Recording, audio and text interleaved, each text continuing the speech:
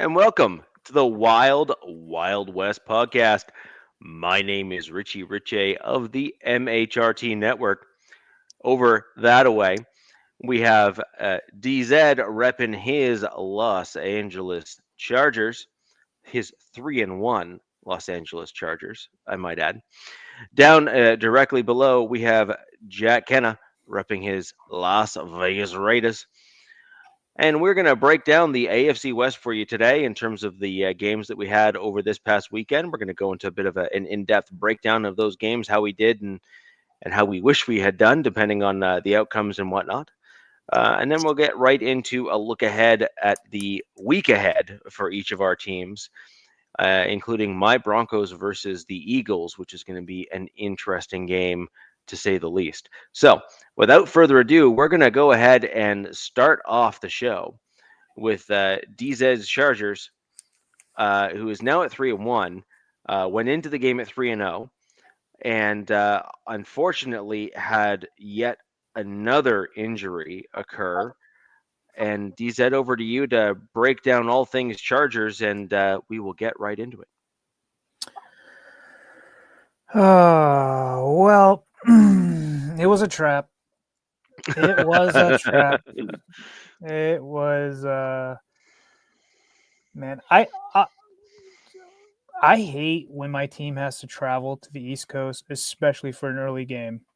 And I don't know if it was CBS's broadcast or what, but the team looked flat, right? There was all this hype and all this drama going on, especially with the Giants, this 0-3 Giants team.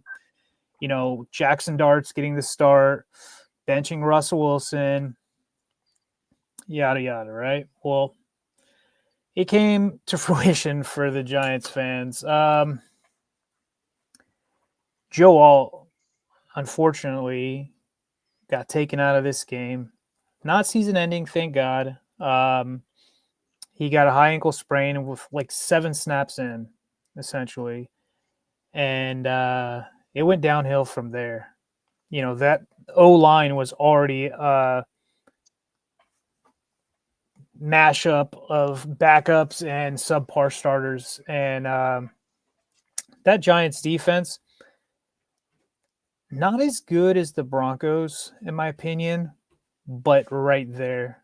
You know, I still really good. Like they're almost neck and neck, but I give the Broncos a little more edge. I like the way the Broncos D-line played a little more than the Giants, even though Dexter Lawrence, you know, spoiler alert, batted a pass down, intercepted it, and almost ran it back to the house. And if it wasn't for Justin tackling him, he would have scored a touchdown, a pick 6. And that's a massive human to be doing that anyways.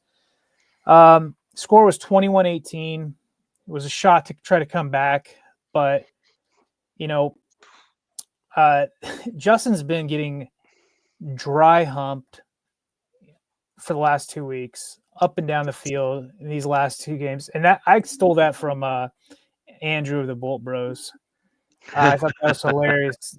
He's been getting absolutely harassed. Like, I feel bad for the kid, man.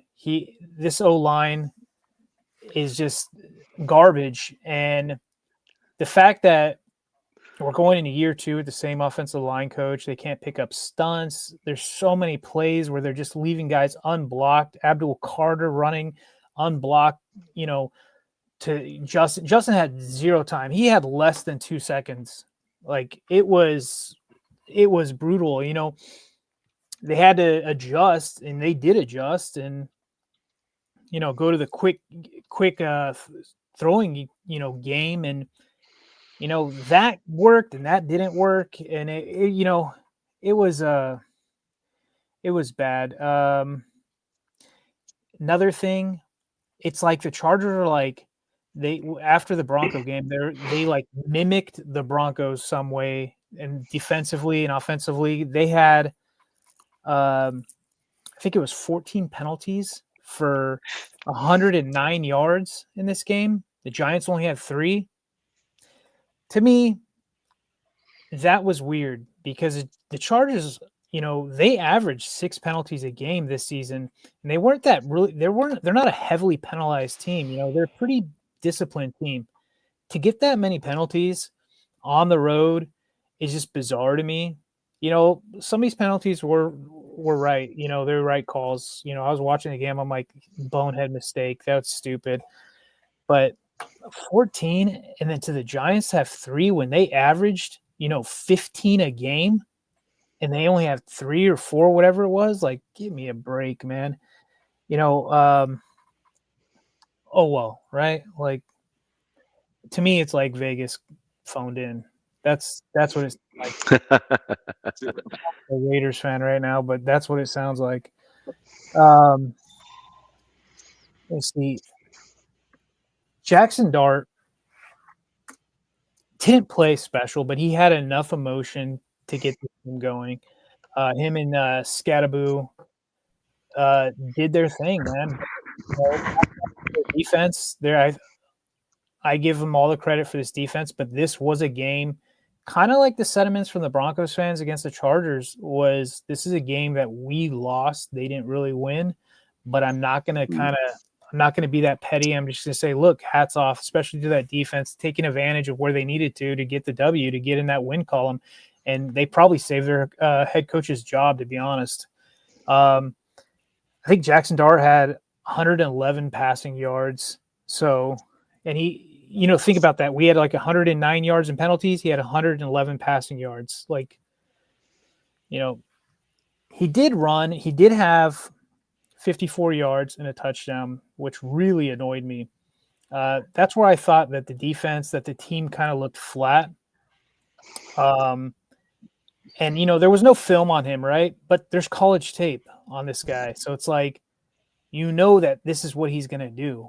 And it was piss poor, man. It just snowballed. You know what I mean? And this loss, unfortunately, overshadowed some of the good that came out of this, with some of the players. Thule, one of our edge guys, 10 tackles, 5 tackles for loss, 5 QB hits, and not 1, not 2, not 3, but 4 sacks. I mean, he could have been AFC Player of the Week, but we didn't win. Another Justin Herbert's been pressured 46 of his dropbacks in the past 2 weeks. Giants pass rush had a win rate of 68%. That's cartoonish numbers. That's the highest it's been tracked. That's the highest percentage since this number has been tracked since 2017. I mean, let's see what else. Another guy I want to highlight is Omarion Hampton. Omarion Hampton has, unfortunately got overshadowed by this loss, but Omarion Hampton is the dude. He is the real effing deal. This guy, to me, he has been so far, and I know it's really short and it's kind of premature to say, but I'm getting like he has been the best Chargers rookie I've seen since probably LaDainian Tomlinson. But there's a glaring issue about it. They only had 12 design runs for this guy in this game, and the run was working at 11 point something yards a clip. It was really weird that they went away from it. He's the only player in the last 2 weeks with 120 plus scrimmage yards, a touchdown in the last 2 weeks. He went for 128 and a touchdown. He had one beautiful 54-yard run and had a really impressive, like super angry looking run that I think that one of the NFL guys, Kyle Brandt, gave him the angry run of the week or whatever it was. But he earned it.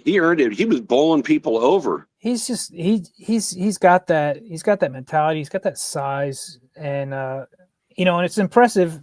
The two teams that he's been successful against are two really solid defenses in the Denver Broncos and in the New York Giants. But also another guy, Quentin Johnson, man. This is Jekyll and Hyde, man. Can we talk about him a little bit? Like I don't understand. I'm still trying to figure this out. You and everybody else, man. Like I don't get it. The coaches obviously believed in him. The fans No, did not. But I mean, there's two things here that are obvious. Number one, he dropped weight for sure. He could. He is not the same size. What I think you're seeing is a young man that's building. He's growing. So I think what he's looking like is he's put on muscle. I think he put on more like he looks leaner. He just looks leaner. I yes, guess is what I'll say. Maybe he hasn't dropped weight per se, but he's definitely leaner in his frame and his look and that. Yeah, he's more cut. He's more chiseled out, leaner. Yeah. He actually he was like 8. I think he was like 8 for.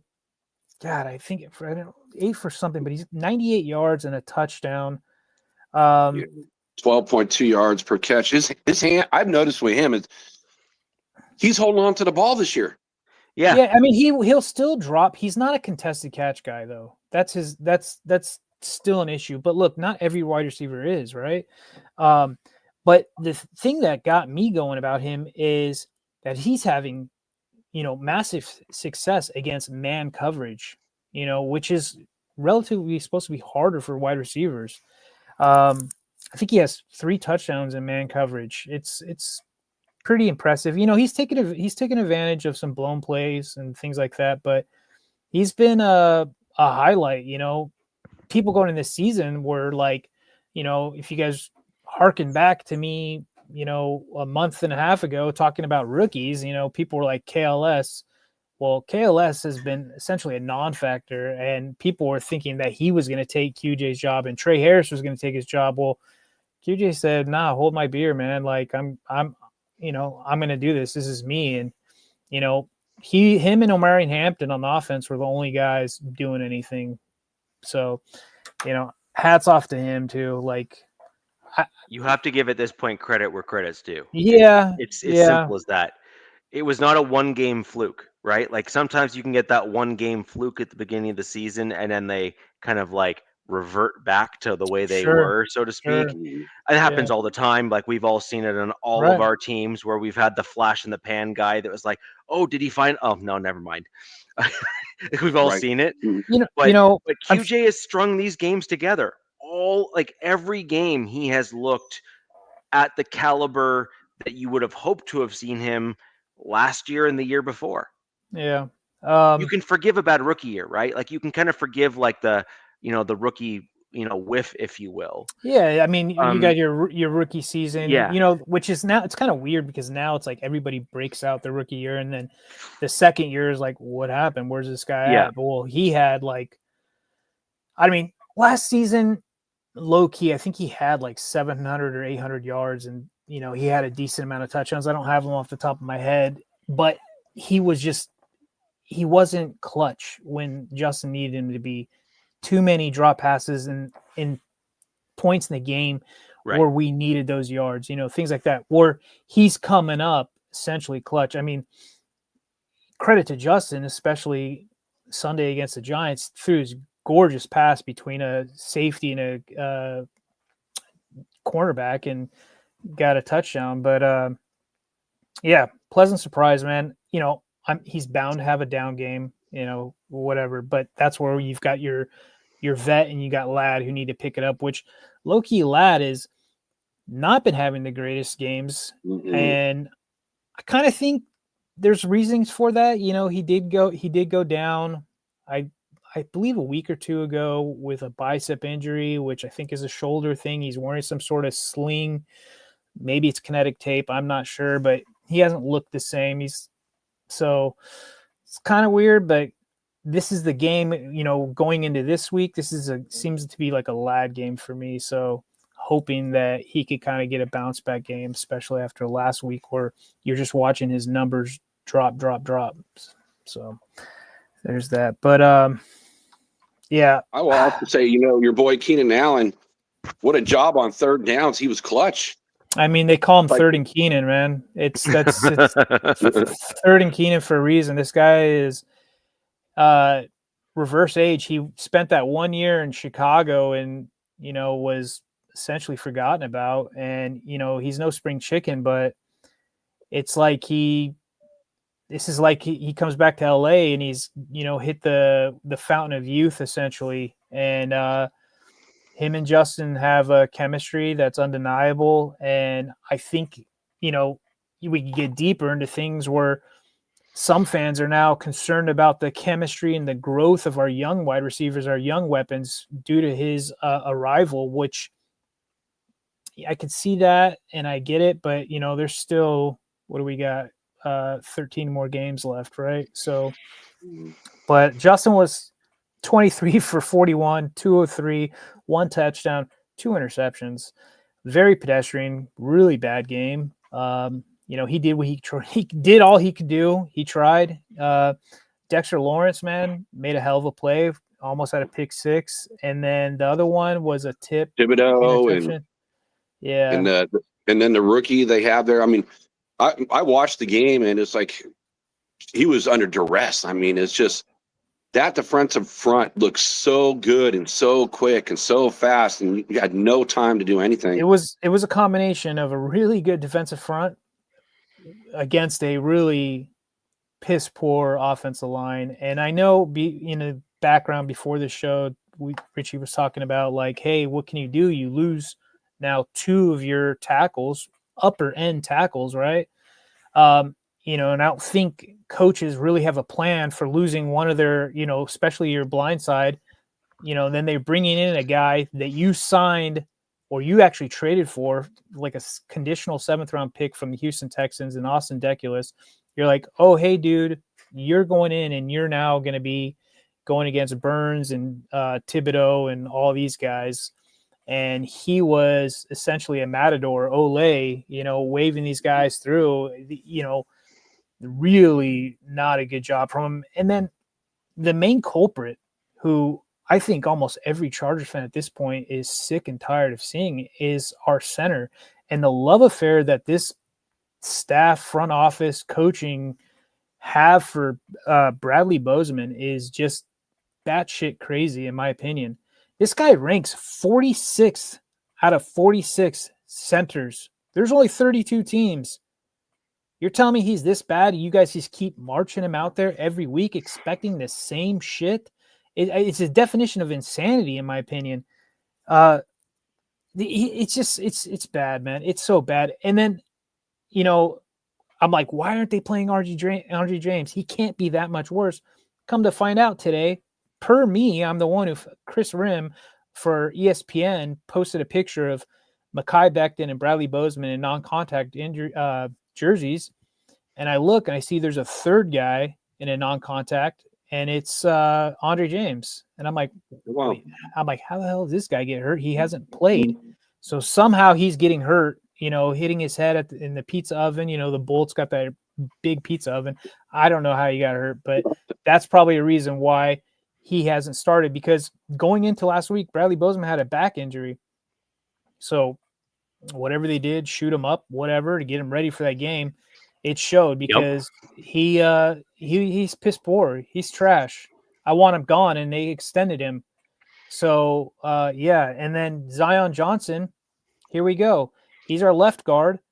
Both tackles that have gotten hurt, he's been right next to him, and he has driven players into that player next to him.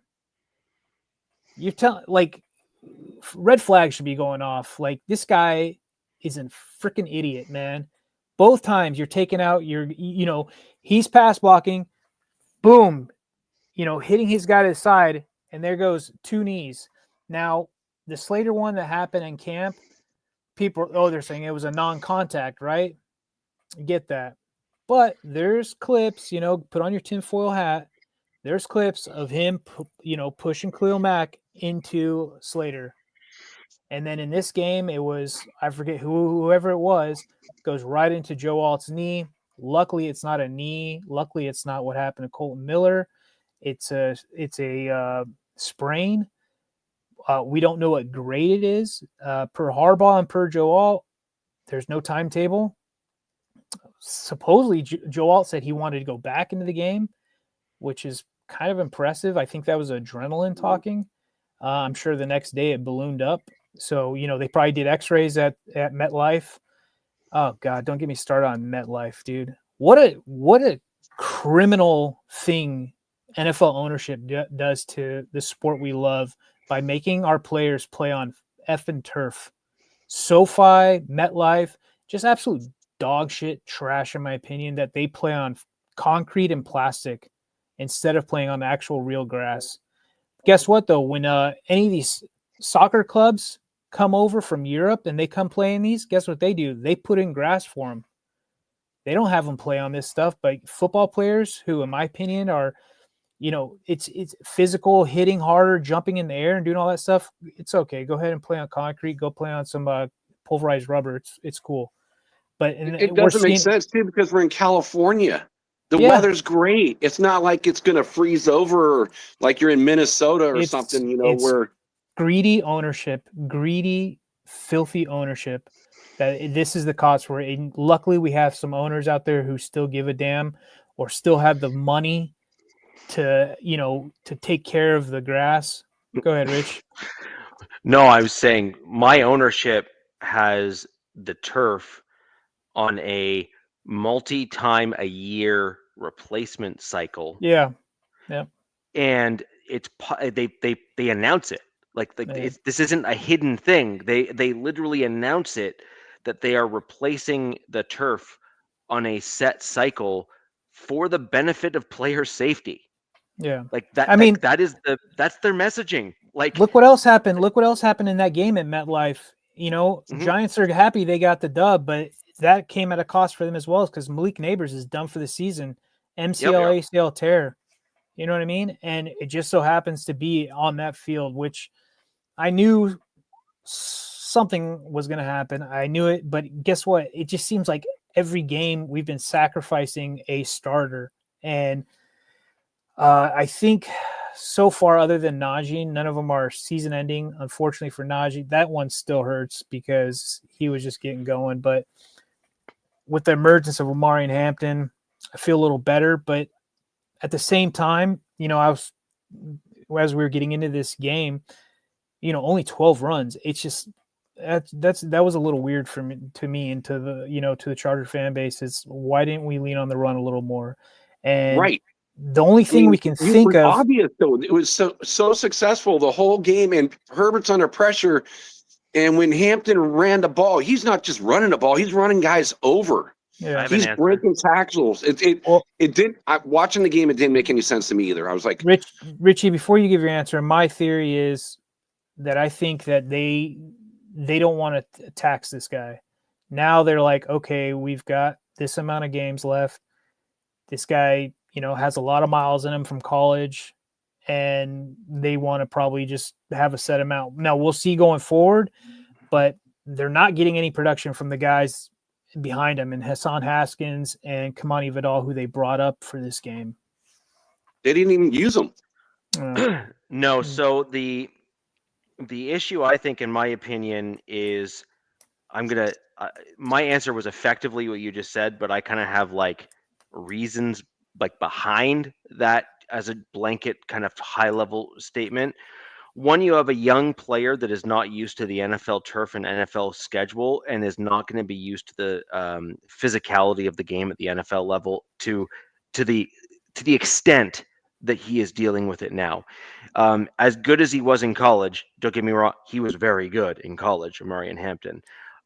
He is not used to getting a 300-pound, 330-pound D tackle or nose tackle, being able to run him down and actually catch him, like truly catch him. Like this is like foreign to a dude that's as good as Hampton was in college. He's used to getting kind of like the multi-tackle 200 and some odd pound linebacker. The guys that typically were able to tackle him in college had a 2 in front of their weight, not a 3. Right. and so that's a huge difference and a huge delta that he's not used to. The other thing is, tying off of that, running backs plant their foot quite aggressively in order to get that first burst or that burst through the line of scrimmage in order to get downfield and get up to speed quickly. that puts quite a bit of extra pressure on the soft tissue in the knee, as well as the Achilles and some of the other soft tissue that's in the lower part of the ankle and the foot. Now, on the surface, like you said, if it was grass, not as big of a deal, right? But you're playing on turf. You said like rubber and concrete, right? You're not wrong. That's literally what's underneath these guys' I feet. mean, actually, I've installed sports fields. Yeah. Mind you, this was 2 decades ago, but Yeah. they haven't changed much. I mean, No. they've got new technology, but that's about it. No, the only technology they have really that's majorly changed, I mean, I guess there's some additional modest changes that they've made, is there's a layer of rubber that's underneath the new turf now. And then Yeah. the grass itself, they have been able to, with the emergence of some of these manufacturing technologies that have actually advanced quite a bit, they're able to intermix coloring more in the grass to make it look more realistic. Now, What? like, Go ahead. that's it. Like we're not talking like, And no, that was no. the same when I Yeah. used to install these. They've just gotten better with the materials. Nobody wants to talk about, and here's a secret, people. Nobody wants to talk about that this pulverized rubber is cancerous. Nobody wants to talk about that stuff. Inhaling that stuff is not good for you. Mhm. Playing on that stuff with the sun on it, beating back onto you is not good for you. Nope. It's never good. And look, I installed this like I said, a couple decades ago. Did it for a while in sports fields and home backyards, and everybody wants to save water and all that stuff. When that sun gets on it, that stuff is hot as hell. It melts. It's nasty. It smells like people are like, "Oh, I'm gonna get it." It's gross. It's trash. I hated it. I hated every bit of it. But look, you got to do what you got to do Yeah. at the time. But look at your running back, though. He's a younger guy, not used to it. His body hasn't adapted. In order to adapt to playing on that kind of turf, he'd have to be doing. I don't know if it was you or if it was one of the sports doctors that I follow, was mentioning the exercises that you need to do on to play on turf to strengthen your soft tissue. So your Achilles, your MCL, your ACL, and I can't remember the other soft tissue that just like the ligaments and tendons, basically. Right.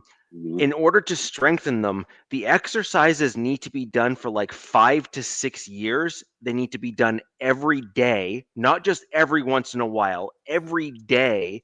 And it needs to be on a fixed regimen.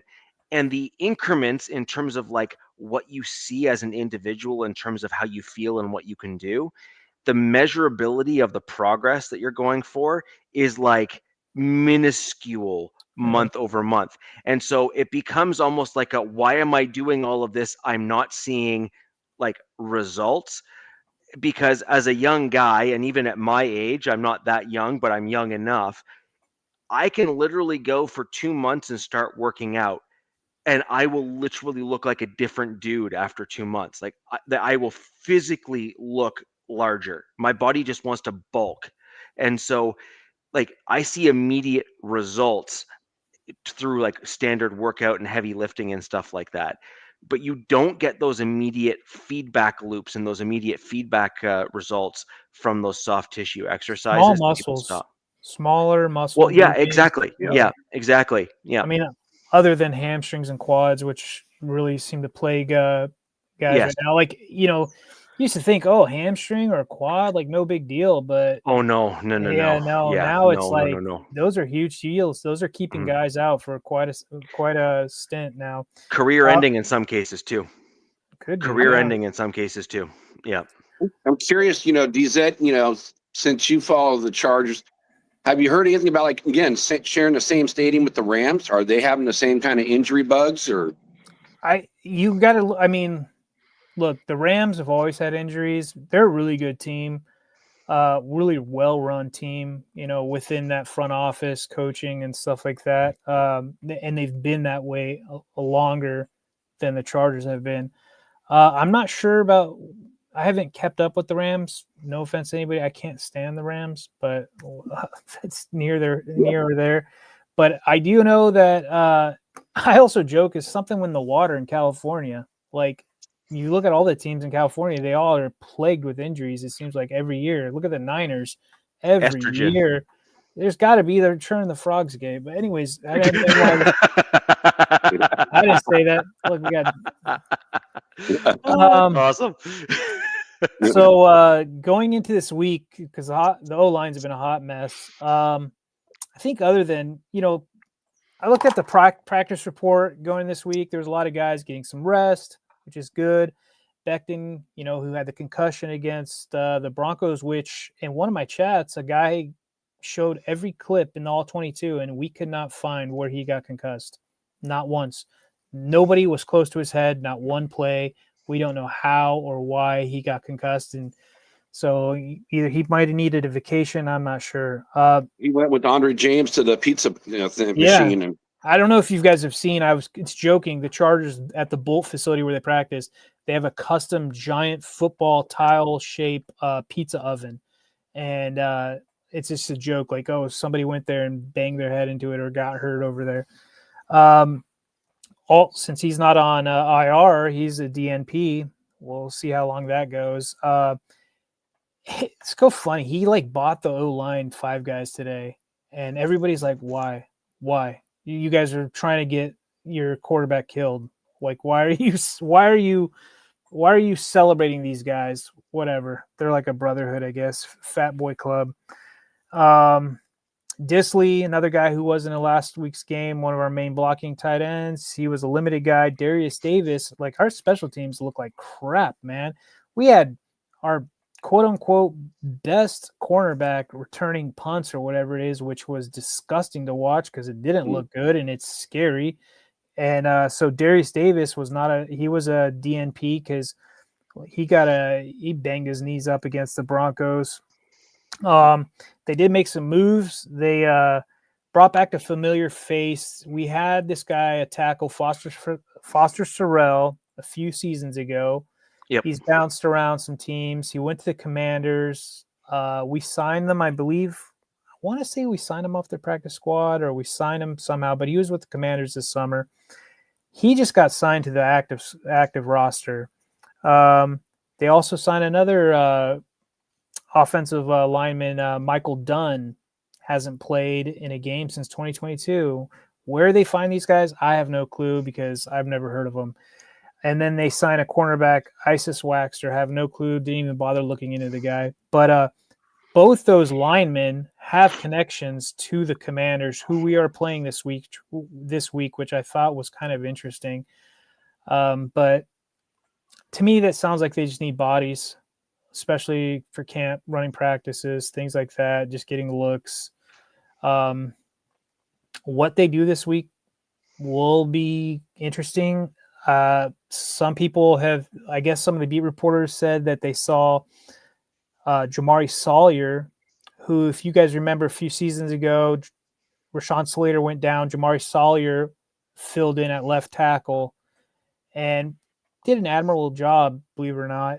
He played all right. Yeah. He played all right. So that might be a guy coming up this week that's playing left tackle, which will be interesting because they had him lose weight. He came in, he lost weight this year and has primarily been a swing, like your backup O lineman, not a swing tackle. So he's been playing right guard, especially with Becton out. So we'll see. But yeah, man, it was it's an ugly game. The creatine Caucasians got one over on us in New York, and yeah, whatever. And on to the Commanders in LA, and luckily it will be at home this time and not on the road. Yeah. So, I mean, I wasn't surprised that was a loss, but at the same time I was. Like, I mean, you predicted us to lose. I did, but I also said surprised. I wouldn't be surprised if I was wrong, right? It shouldn't have been a loss, in Yeah. my opinion. Like, I mean, you just had all going down, right? Like, that changed everything, it seems like. Because Justin's, once you speed up Justin's clock, you guys know, you guys have. He's done. He's done. He's done. It's no good. He'll settle down, but it's in spurts. His clock got sped up. He had no trust in this dude that he's only known for like 2 weeks, right? On his blind side. And then the penalties. You can't have that many penalties and expect to win. right? Like Richie knows. You know what I mean? Like it's just, yeah. It was an ugly game, and they should have won. They should be 4-0, but they're not. And look, whatever. They got to bounce back. They got to learn from it. They got to be better this week, and we'll see if they can do that against a pretty solid team. Yep. So we're going to move on to my Denver Broncos next, and we are going to discuss our win against the Cincinnati Bengals on this past faithful Monday. So we went into this at 1-2. The Bengals coming into this at 2-1. And my Denver Broncos came out with a rather convincing victory with a 28-3 win over the Bengals. Now, while the score is certainly lopsided, and there's some stats which are obviously, we'll call it encouraging.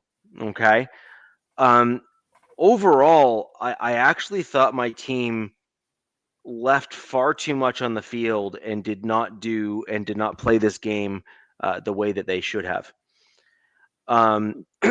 We did a phenomenal job in the first half and did exactly what you should have done against a Bengals team, but we absolutely failed miserably in the second half to truly kind of push away, leave no doubt. We allowed the game to linger a little bit too much in my eyes in the second half, and we didn't further push an element of our game that has been a challenge this year so far this season, which is the run game in the second half, as much as we did in the first. Now, a couple things in terms of honorable mentions and things that need to be brought up in terms of play and all that sort of thing. First things first, J.K. Dobbins breaking a streak of my Denver Broncos of 37 straight games without a 100-yard rusher. It's wild. The last 100-yard rusher the my Denver Broncos had on our team was Latavius Murray, and this was in, if I'm not mistaken, Javonte Williams' sophomore year in the NFL, so year 2. And wasn't Latavius like 30 something? Like 30? And yeah, Latavius was absolutely. It's got to be a long time ago. Yeah. So that was certainly the back end of his career. Basically, it's been several years now for my Denver Broncos where we have had that 100-yard rusher on our team. And J.K. Dobbins really did a masterful job showing vision, pass protection, understanding when to really push and when to kind of just, let the initial play, end up being what it needs to be. Ended up rushing for 16 carries, 101 yards for an average of 6.3 yards a carry. So again, unbelievably productive as a back for my team. And my coach actually limited him in the second half and only gave him just enough carries to get him over the 100 yards. Well, and then said, simmer. That's incredibly smart. I mean, yeah. So, I mean, you're playing with fire with JK, in my opinion. The challenge we have with JK is that he is shown to be an incredible asset to the team, and when healthy, a phenomenal running back, like really an absolutely phenomenal running back. The caveat and catch is when healthy. Yeah. Right. So, anywho, wanted to simply bring that up. He said, "Stop running the salt in my wound for losing him." Yeah. No, I mean, we've got fans now like, we should have never got rid of him. I'm like, bro, hindsight is 2020. Like, give me a break. Like, grow up here. I want to give Bo Nix a little bit of credit here. Generally speaking, not necessarily overall, but just as a general note. He struggled in the second half, which really has impacted my. I'm kind of going 3/4 of the way there because he deserves absolute credit where credit's due. Sure. But then you kind of need to pull back a little bit as well because he actually struggled a fair amount in the second half. So second half, he didn't have as good of a game as the first half of the game there. Bo Nix put out a very balanced offense, and as a result, killed it in the passing game overall and did very well. He finished the game with 326. That's 326 passing yards for 29 of 42. So 29 completions to 42 attempts. It's the delta between basically attempts and completions that I'm concerned with, because the second half he had fewer completions than he did attempts. And then 2 touchdowns and an absolute horrendous interception that had no business being thrown, and that is on Bo. Now, I have some defense of Bo Nix in this game for my Broncos fans, and we really need to be balanced in how we critique a young quarterback whom I have in fact been critical of. Clearly, like that should come as a surprise to nobody. However, there is 2 catches or 2 throws in this game that were actually not on Bo Nix, but a lot of folks in Broncos country have actually laid the blame at the feet of Bo Nix. The biggest and most egregious one that fans like to try to put at the feet of Bo Nix is the wide open would-be touchdown pass to Troy Franklin in the middle of the field. Now, I'm going to lay out a percentage in terms of where the blame lies. That ball was thrown directly through the hands of Troy Franklin, as in, as Franklin was turning or kind of lowering his arms. It literally went right between his 2 hands like this. As an NFL wide receiver, that is a catchable ball. And not only is it catchable, you ain't getting anything better than that in the NFL. He didn't even have to stretch his hands out or arms out or do any acrobatics or any of that kind of stuff. The only thing that he needed to do was turn around, and the ball was literally right between his hands. So I'm going to place the blame as an 80-20. As a wide receiver with the ball going through your hands, that is 80% on you and 20% on the quarterback.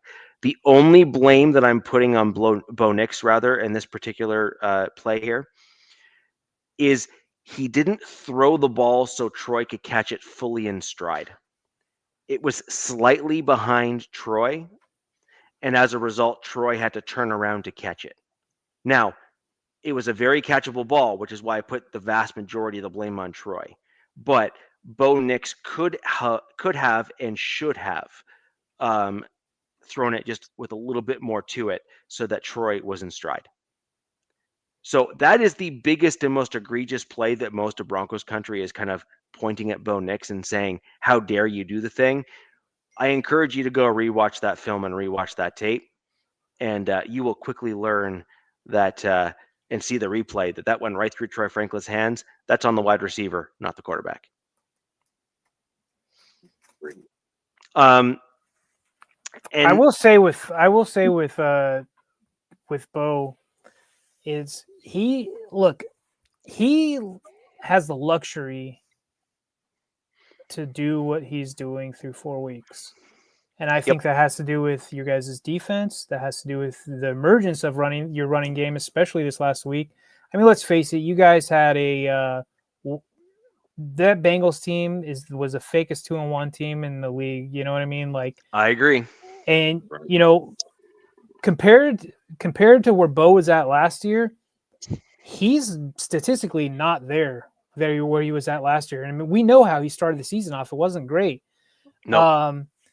But he's got a great O-line. I know you don't like Wattenberger, but he's got a great O-line. You've got 2 really good studs on that line. The emergence of the running game and that defense. So you guys can afford to not have stellar games from Bo and let him kind of get on, go with his own pace, and kind of we'll get into that. But heading into this week, that will be interesting, especially against the Eagles team. I mean, you just look at the numbers. I mean, you're talking 512 yards to 159. I mean, that defense keeping a team to 159 total yards. It's unbelievable. And getting 512 yards yourself. I mean, you don't even have to say a score. You just say that. You just know it's a walloping. Sure. I mean, there's a bunch, like I said, there's a bunch to like. Now, one more thing that I really liked in this game, and again, This is a player that my fellow fans within the Broncos fan base have been slogging on the entire season. Perhaps not now, but they certainly were. Alex Singleton. I was going to say. Yep. Now, let's just go ahead and talk about Alex Singleton, all these Broncos fans that wanted to absolutely slander him for the bulk of the season. Now, Alex Singleton has Justin Strnad beside him. Now, let's just compare the stats in just this win against the Bengals and compare linebackers A and B. We have one linebacker with 11 total tackles, 6 of them solo, right? And a single QB hit. Okay? That is inside linebacker number 1. Inside linebacker number 2 had 3 total tackles, 1 of them solo, and 0 quarterback hits. Now, the 11 total, 6 solo, and 1 QB hits was obviously Alex Singleton, and he deserves absolute credit where credit's due. In addition to his 11 total tackles, 6 of them solo, the next closest defensive player on my team with a tackle count, just raw tackle count, both joint and solo, was Jaquan McMillan, our nickel cornerback, with 4. Alex Singleton 11, cornerback with 4. And then we have an outside linebacker, and Nick Benito with 3. And then the other inside linebacker with 3 in Justin Strnad. Now, we have 2 dudes that play side by side, Singleton with 11, Strnad with 3. Can we please just appease me for right now? Look at those raw numbers and let's just be honest. Strnad needs to go, and we need another linebacker to step into his place who can do more than he can, whether or not that is Corene Reed or any other, Lavelle Bailey. Like, we just need to pick another inside linebacker that we believe, frankly, in my opinion, any of those 2 would probably be an upgrade. We need another inside linebacker that has a larger upside than Justin Strnad. We already know what Strnad is for us. He's a special teams guy, not to knock it, but that's literally what his role really ought to be on the team. And he has little flashes when he starts, but eventually, he looks like dog water. And we are now at that point of the season. So guess what, guys? You got the flash in the pan. DZ, like we were talking about some of the guys, some dudes have like the flashes in the pan. We got our flash in the pan. He had like a game that he looked really good in. Cool. We got what we needed from him. Now he needs to ride the bench, come on for special teams, and let's have a real dude step in to actually play the inside linebacker position. We need to just stop it. When are you going to get that one linebacker, that you guys got from the Niners? When's he supposed to come back? I don't know. If he can figure out how not to get himself hurt, that'd be lovely. The dude seems to really like the nurse in the hospital because he's constantly hurt. Right. But you never know. But at the same time, he's being paid to play football, not play. Where'd he come from, Richie? What state did he come from? Tinfoil hat. Well, you already know my feelings on that one. And we already know the answer on that one. He was supposed to actually be a guy that was going to help correct kind of the secondary coverage linebacker, as well as the type of guy that I was referring to earlier in my little rant there, of another tackling machine, another dude that could just rip around the field and do all the things. I mean, right now a stiff wind sends the guy to the sideline and eventually onto IR. So, I mean, I don't think it's going to work out, but we have other options is my point. We have Lavelle Bailey and we have Corene Reed. And I think and we also have Turner as well. Jordan Turner, who was like an absolute standout, like Corene Reed was in preseason. Let's start getting these guys properly developed and inside linebackers on our team so we can start progressing in that regard. Now, those are the positives. we need to talk about Wattenberg. Your favorite guy. Yep.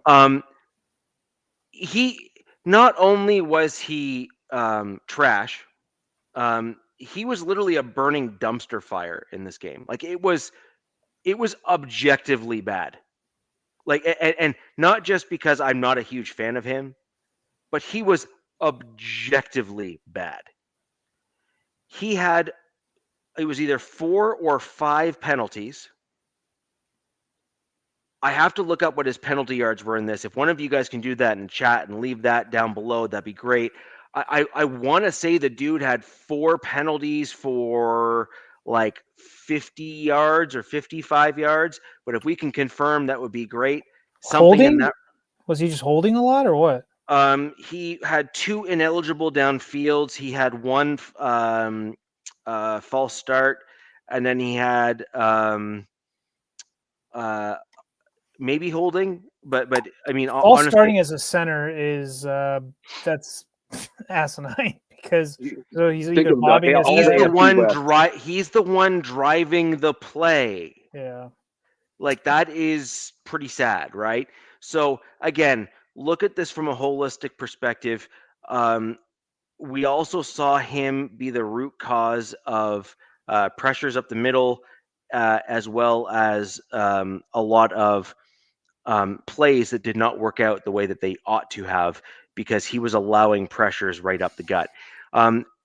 To the credit of some of the members of the MHRT network, they did get a stat which I thought was really interesting. We looked at our stats for this particular season and looked at pressures in terms of Bo Nix's sacks and pressures and all that sort of thing. Wattenberg was found to be like the root cause of those pressures and sacks, something like 80% of the time. Wow. Well, you're giving me I'm getting like premonitions going into this week's game essentially. Yeah. And it seems like we all have a similar issue with our centers except for Kansas City. So like at this point here, my point is this. You can't do worse. You can't. It's not possible. Bradley Bozeman says, "Hold my beer, man." Well, I mean, look, these guys train together in the off season. We need I don't know. I don't know. I think Meredith joined your club too. To the benefit of my Broncos, Bozeman is already signed to a different team within the division, which will hopefully save us from falling to the fate of actually being able to get worse. Now, good point. Okay. Good point. Yeah. Okay. So, but the point here is this. Look, just absolutely even keel objectively at the situation here. My Denver Broncos, up until this past game, absolutely struggled to run the ball. The stats show, and let's be honest, as a fanalist, I don't really care who you are. Like, you do not have access to the level of detail because you just simply don't have the resources to match what NFL teams have. So if we can see it clearly based on our film analysis and what we have at our disposal, there is no excuse for our teams to not be able to assess and analyze the same thing. I'm sorry. There's just no way. And what I would like to see from my Denver Broncos is we need to move on. We need to move on from Wattenberg quick, and we need to move on to Alex Forsyth. I would like to see the Broncos do what we did in the first half of the Bengals game here. So is Forsyth the guy that's got the in the back, like he's got the reins to take over eventually, or yeah? So Forsyth was actually Bo Nix's former center from Oregon. Okay, and Forsyth is actually a better fit for the outside zone blocking scheme that the Denver Broncos are now running as part of their just overall run and pass pro scheme that we are seeing. So Wattenberg must be like a money thing then, or something. He's on his rookie deal. He's on his doesn't rookie make any deal. sense, though. Well, I mean, this is another thing. thing. Bo would go up to the coach, go, "Hey, Sean, give me my center. Give me the guy I played college football with. I'm comfortable with him." So I do want to have at least a relatively balanced take on this to show that it's not like I'm just slamming on a guy for the sake of slamming on a guy. To Wattenberg's credit, he looked like absolute crap. I mean crap in his first year. The guy looked like he was a wet paper bag trying to block for a quarterback, and it was truly that awful. However, to Wattenberg's credit, you saw an absolute massive leap forward from year 1 to year 2. Year 2, by the way, for Wattenberg was last year. This year is year 3 for him. The problem is we saw a leap, and now we're seeing a plateau, perhaps even a slight regression. And so the kicker here is, does he fit an outside zone blocking scheme, yes or no? My comment is no, I don't think he does. I do not believe Wattenberg fits an outside zone blocking scheme. Will he make a reasonable backup center for the remainder of this year? Yep. Do I think he can work out well in like an inside or power for another team with some additional coaching? Probably. But he was never a good run blocker. He was always much better as a pass pro. So, like, as an example, he would be better suited actually for like the Bengals roster because of how much they pass the ball. Like the Bengals are a 60% pass team, for example. Wattenberg, like that's his strength, is pass protection. So I mean, spelling errors in this aside. Broncos fan for life. You're absolutely correct. I would argue he benefits more from being alongside Miners than he does Powers.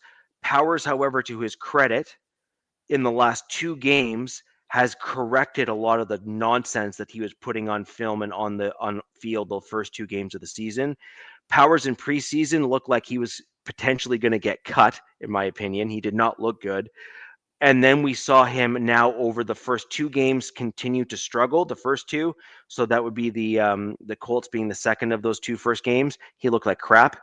And now game 3 against the Chargers and then game 4 now against the Bengals, Powers really did actually improve. And he started to kind of look like a serviceable guard.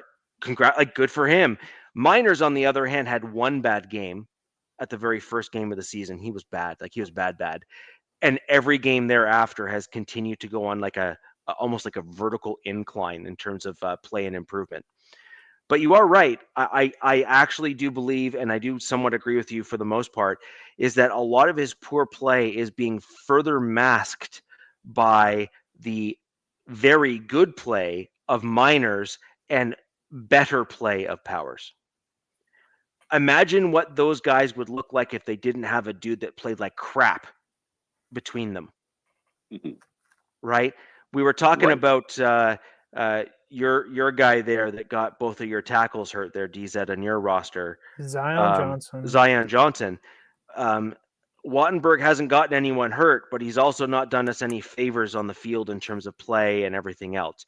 So what I would like to see from my Denver Broncos, I think we need to move on from Wattenberg at the center position. We need to put Alex Forsyth in, if but for nothing else, to try to motivate Wattenberg to do better and to give Forsyth an opportunity to show that he deserves to be given the opportunity going forward and to prove it.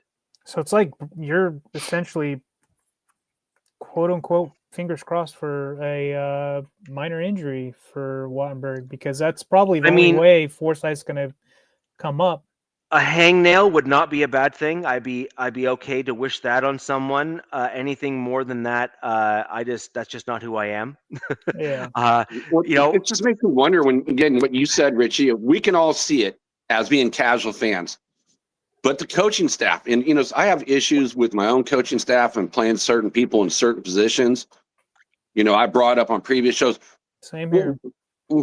Why? It's like, if you see it, I mean, what are we not seeing is what I want to, what's going on? Going on in the background. Something. There's something, Jack, that goes on, and it's baffling all of us as fans, dude.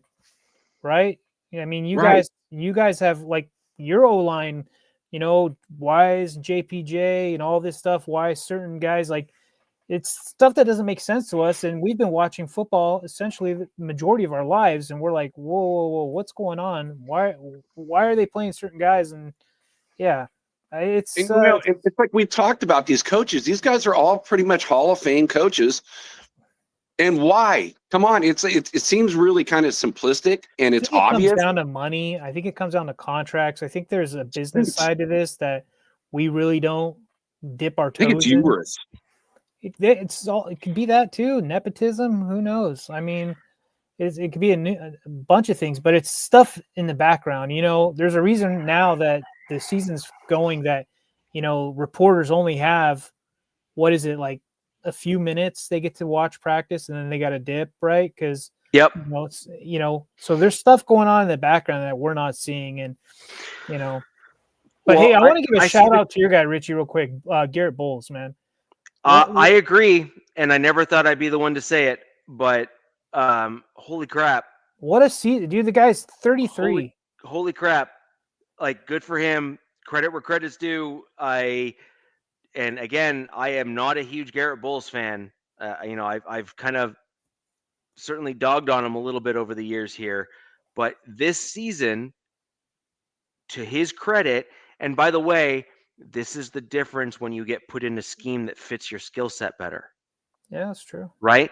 Now, look at what happened in the middle, by the way. Garrett Bowles played in an outside zone scheme like we are right now when Munchak was here. Garrett Bowles statistically had one of his better seasons that year in an outside zone. So it's a combination of being nimble, but then also like doing the right thing, right? Yeah. Then he kind of played a bunch of like mixed inside zone power blends, you know, with the coaches in the middle, and did not look good. He struggled actually in those types of schemes.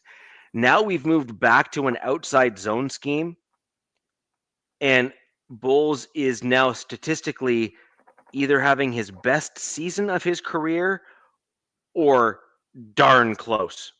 I mean, let's see, for the first month, 164 pass pro snaps. He's only allowed 4 pressures, 0 sacks, 2.4% pressure rate allowed, 91.9 pass pro effectiveness grades. Wow. Yep. Top. It's the top in O-line and all number football one right number now. one. Yeah. He's 33. So I guess just milk it for as long as you can. I mean, he's found a fountain of youth, you know, this year. So, you know, ride it till the wheels fall off. I'd say.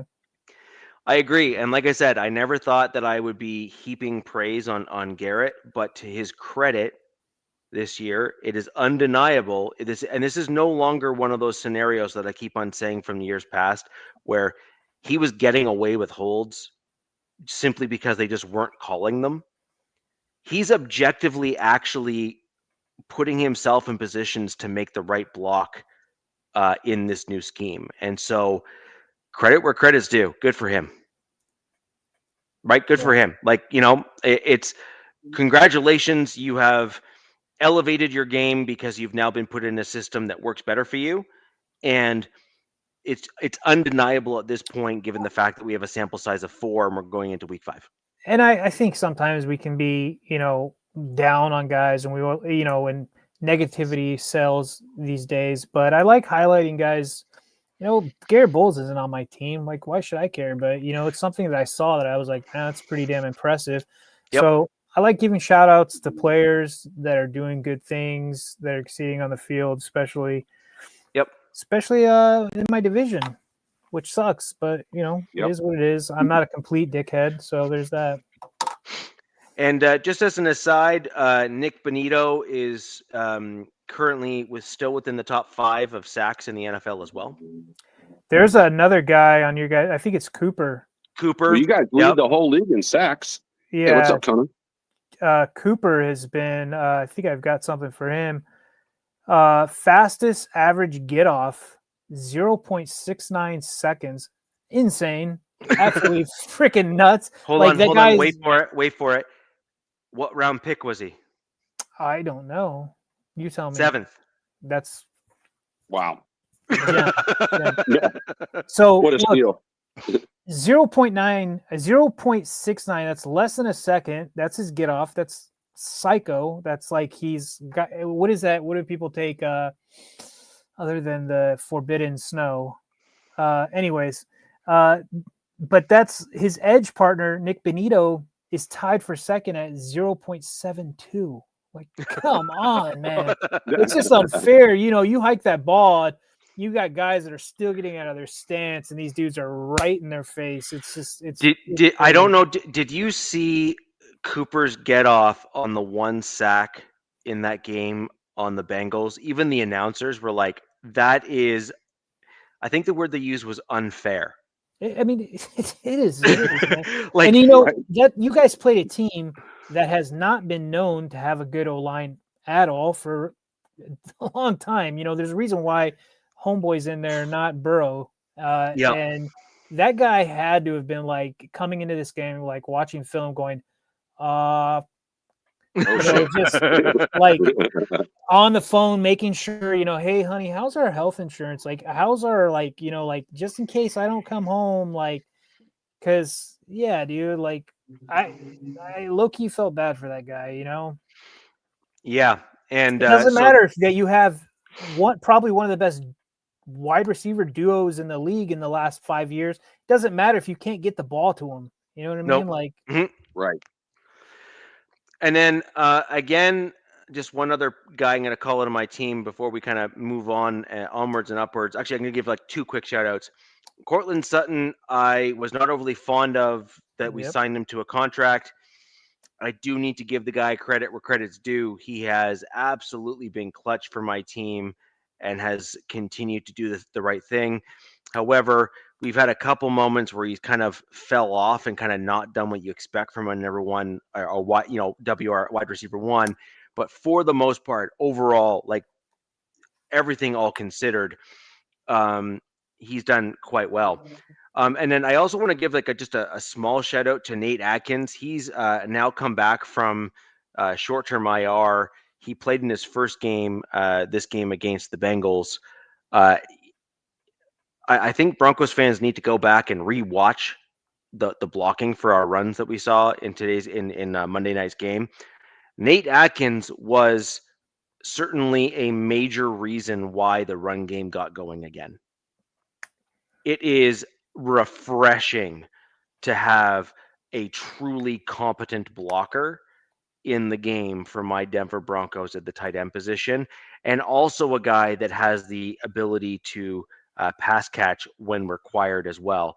He's basically an upgrade over Troutman and a younger version of Troutman. And frankly, I think the long-term plan is Troutman will be shown the door and Atkins will fill that like journeyman tight end role for my Denver Broncos. I think he's that guy. The least sexy job in it's literally it is the kind of the grit on the team. He's the guy that sets the tone. But you're absolutely right. Like, he's not making the sexy catches. He's not doing the awesome things where people are like, "Way to go, buddy." He's the guy that just makes. Usually, your average fan's like, "Who the fuck is that guy? Who's Atkins? Yeah, who's Atkins? Who's that guy? Who just got the ball for 2 yards?" Something like that. But yeah. And I do want to make just one general comment. So on Tuesday night show on the MHRT network, I was brought up for my comments about run blocking versus pass protection for an offensive center and an offensive lineman. Generally speaking, I maintain that as a run blocker, that is a mental mindset that cannot be taught. It is just something that you either have or you don't have. And even if you want to maul the guy in front of you, there's a certain extra that you have to have within your genetics, both in terms of strength and willpower, that most guys just simply don't have. And it's something that simply cannot be taught. If you like an example to compare of what I'm about to say versus what we're seeing on field, let's look at Wattenberg, for example. He has truly struggled with run blocking, literally run blocking. Can't move a guy off the ball, doesn't have that willpower, doesn't have that extra oomph to him. And he has truly struggled in the run blocking for my Denver Broncos.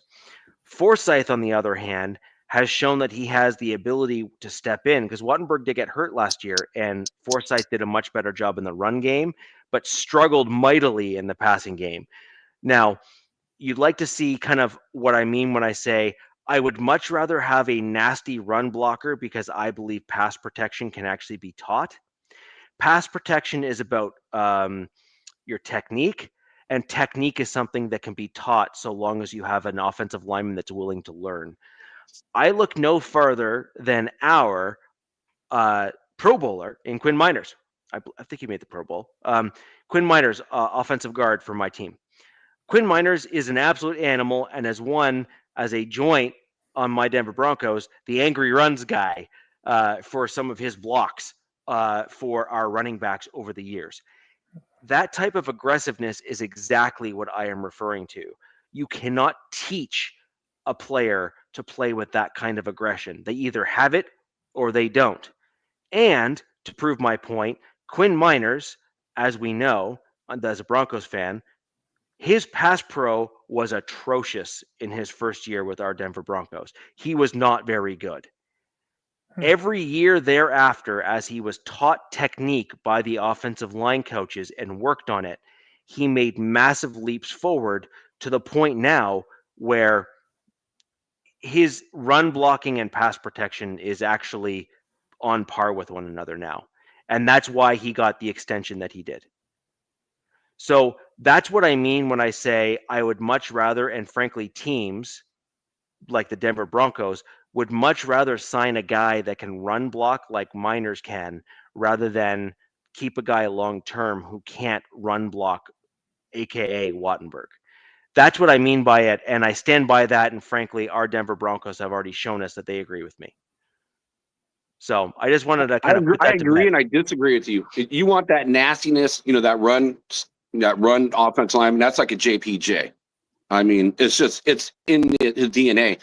But and where I can say I kind of disagree, kind of going like what you talked about with Wattenberg, like your center. Like for the Raiders, they have the same kind of issue like you guys have with their center. He's a kind of more of a tactician versus a strength guy, and I just see him getting pushed back. But you got to have at least enough size to where you can, play well. When you go against some big boys like, DZ's Ford or like, against Kansas City and Jones, you got you got big defensive tackles. They just get moved around. You may be decent enough in pass blocking, but if you don't have the frame for it, all the technical stuff can be great, but it just doesn't always work. But I do agree. I do like the fact that where you get someone who's just got that nastiness in them. Yeah, but the nastiness is required in order to run block because you have to have the willpower at your disposal, or the they always used to say, what was it, Spinal Tap, crank it to 11. You have to have that extra gear or the extra mentality that most other guys don't have to say, I will not lose this blocking assignment. I will not allow this guy to push me backwards. I will not allow myself to not win. And so many guys just simply don't have it. Also, real quick, Raider Shield family, last time I was in the States, dude in Buffalo said my country, referring to the United States. Does that mean he owns that country? And come on now, like, miss me with that nonsense. I think Nav is dipped into the Colorado Kool-Aids. So there's that. So kind of a caveat to run blocking. It's a mentality. Anybody who's played football, you got to have the will to do it. But, there's technique in that too, because there's levels in run blocking. You got to shed guys. We've seen some of these highlight plays. You're seeing an O-lineman not get one block, but get two. Damn right. There you go. But, there's levels to it. So there's technique involved as well. He spoke good. It's just you've got also dudes on the other side, defenders. I mean, to be a defender, you got to be kind of a little bit crazy. You got to be a little psycho. So you're equally going against, two crazy people. So there's that, man. That's what I'm saying, right? It's no different in say like a boxing ring or in martial arts or in UFC or football or rugby or any of these other very high contact sports that are like almost like physical combat style, where you're always going against another dude that's pretty crazy. I mean, like, you're playing a sport where you have a reasonable outcome of ending up in a hospital bed at the end of the night, right? Like it's a Right. reasonable outcome. It is not an abnormal thing. and so in order to win those battles and in order to come out victorious and actually, do what you need to do, you kind of need to have that mental mindset. And that is not something that comes from sitting in a film room per se. You have to have that extra oomph. And that comes from you, not from a coach, is my point. And So he said, you're right. They still run zone a lot in college. But Right. in NFL, there's still teams that do primarily zone, but it's kind of more of a zone hybrid now, is what they Yep. kind of mess around with. Yep. A lot of It's not outside zone too. It's not a pure outside zone. There's some additional elements to it. I mean, this is but where Myron Hampton came from at UNC. They Yeah. ran only zone, so there was going to be an adjustment period for him running behind a different style of low line. Yeah. And Yeah, and like a true zone, the Broncos have a guy like Troutman and a guy like Adkins that are inline blockers that are often on the outsides alongside the tackles. And Raider Shield, in one of your previous comments, you mentioned kind of that chipping tight end style that often comes from outside zone. You are 100% correct. That is absolutely a hallmark of the outside zone scheme, where they chip the edge guy to kind of bump him backwards to then allow him to then get caught by the moving offensive lineman, including the right tackle. And then as the line moves, the blocking assignments kind of get passed along. But you do see the chipping tight ends and or chipping running backs in the pure or like a purer style of the outside zone. And you did see quite a bit of that with my Denver Broncos when we played the Bengals, if you go back and watch the tape. So it is a hybrid in some sense because it's not a pure outside zone on some plays, but certainly I would argue a reasonable percentage of what we saw against the Bengals was your classic or prototypical outside zone blocking scheme, where you saw the totality or the total movement of the line, which is what you expect to see in the outside zone. before we get to Jack, just one more question. Are you? I know it's kind of crazy to say. Are you concerned at all with your secondary? Like, or are you just like they're not? Did we hype them up too much, or are they just? You know what I mean? So what my issue actually with the secondary is, it's not so much the secondary itself. It's my actually issue is with the interior D line, not the edges. I think the edges are doing actually a rather admirable job, given So that you're seeing too much stepping up in the pocket. Yes. So my issue is we're seeing the Velociraptor move eventually get there from time to time, and that's why we have the sacks we do. It also helps the fact that they're absolutely freaking like track stars. Yeah.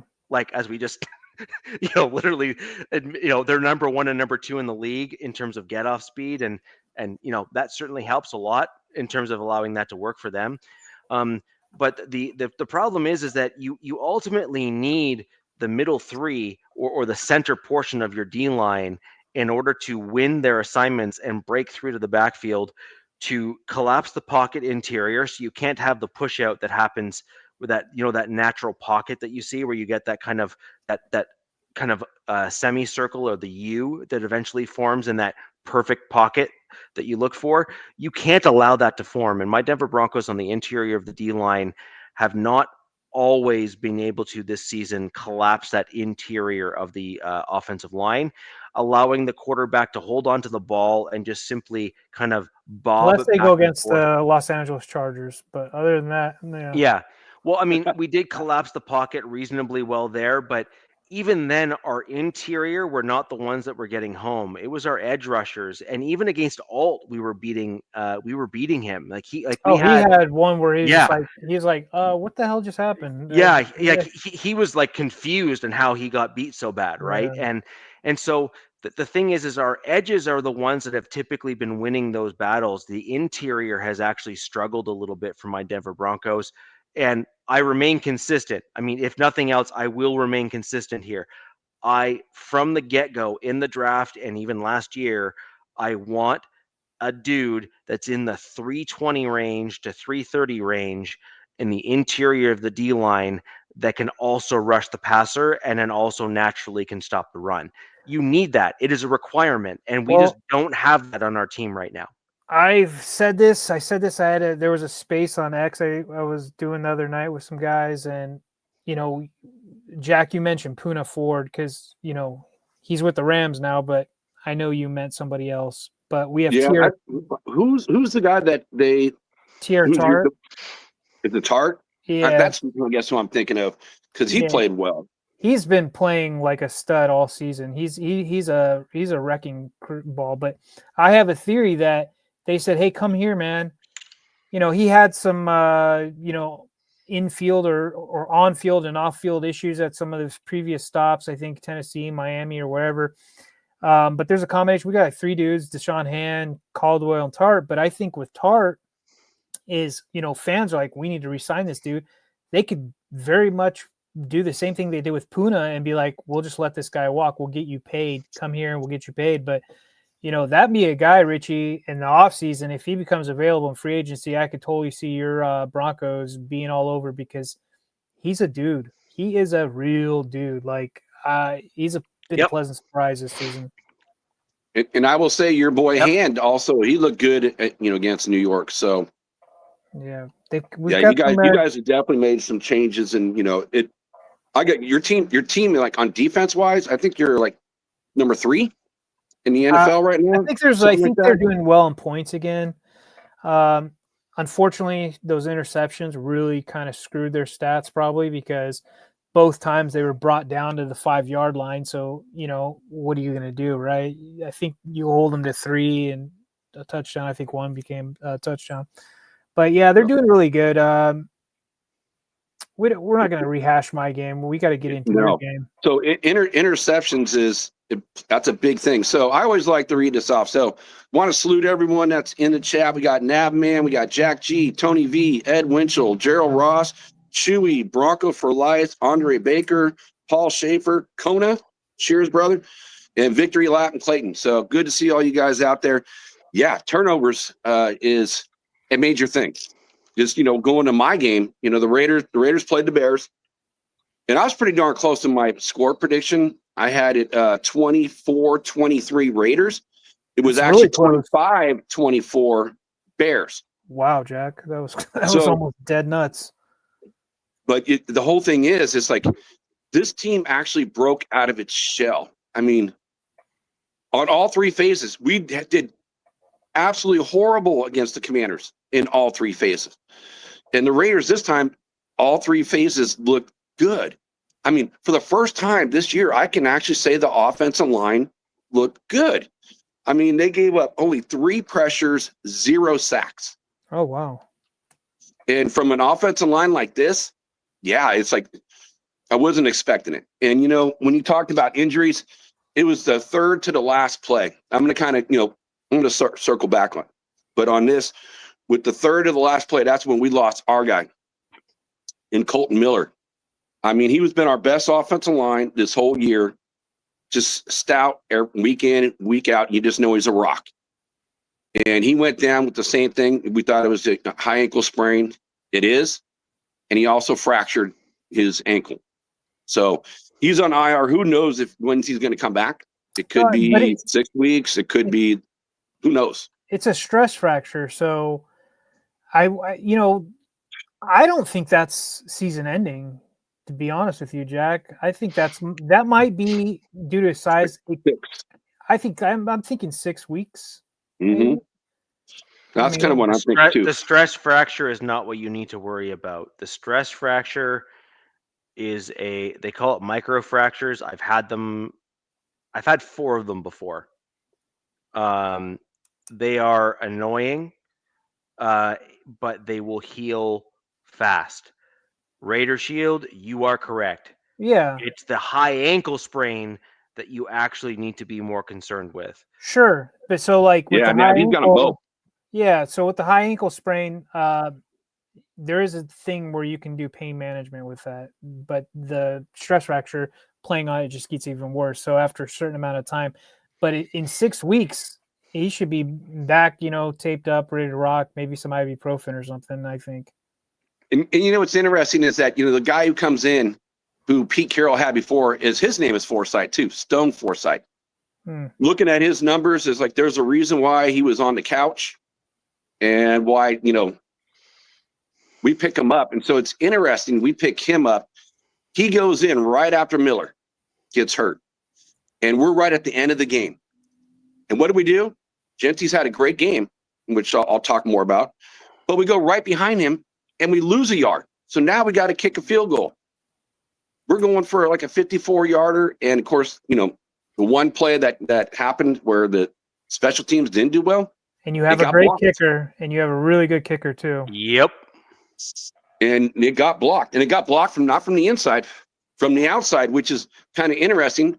Normally the person who's on the right-hand side is Michael Mayers. But he was out with a concussion. So they brought in their defensive tackle, Lalu, to play that spot. And he just got blown up. I mean, it's like he didn't even move. It's just the guy was so fast, went right by him and got that block. So it's kind of interesting how, like, in the way of just quick little series.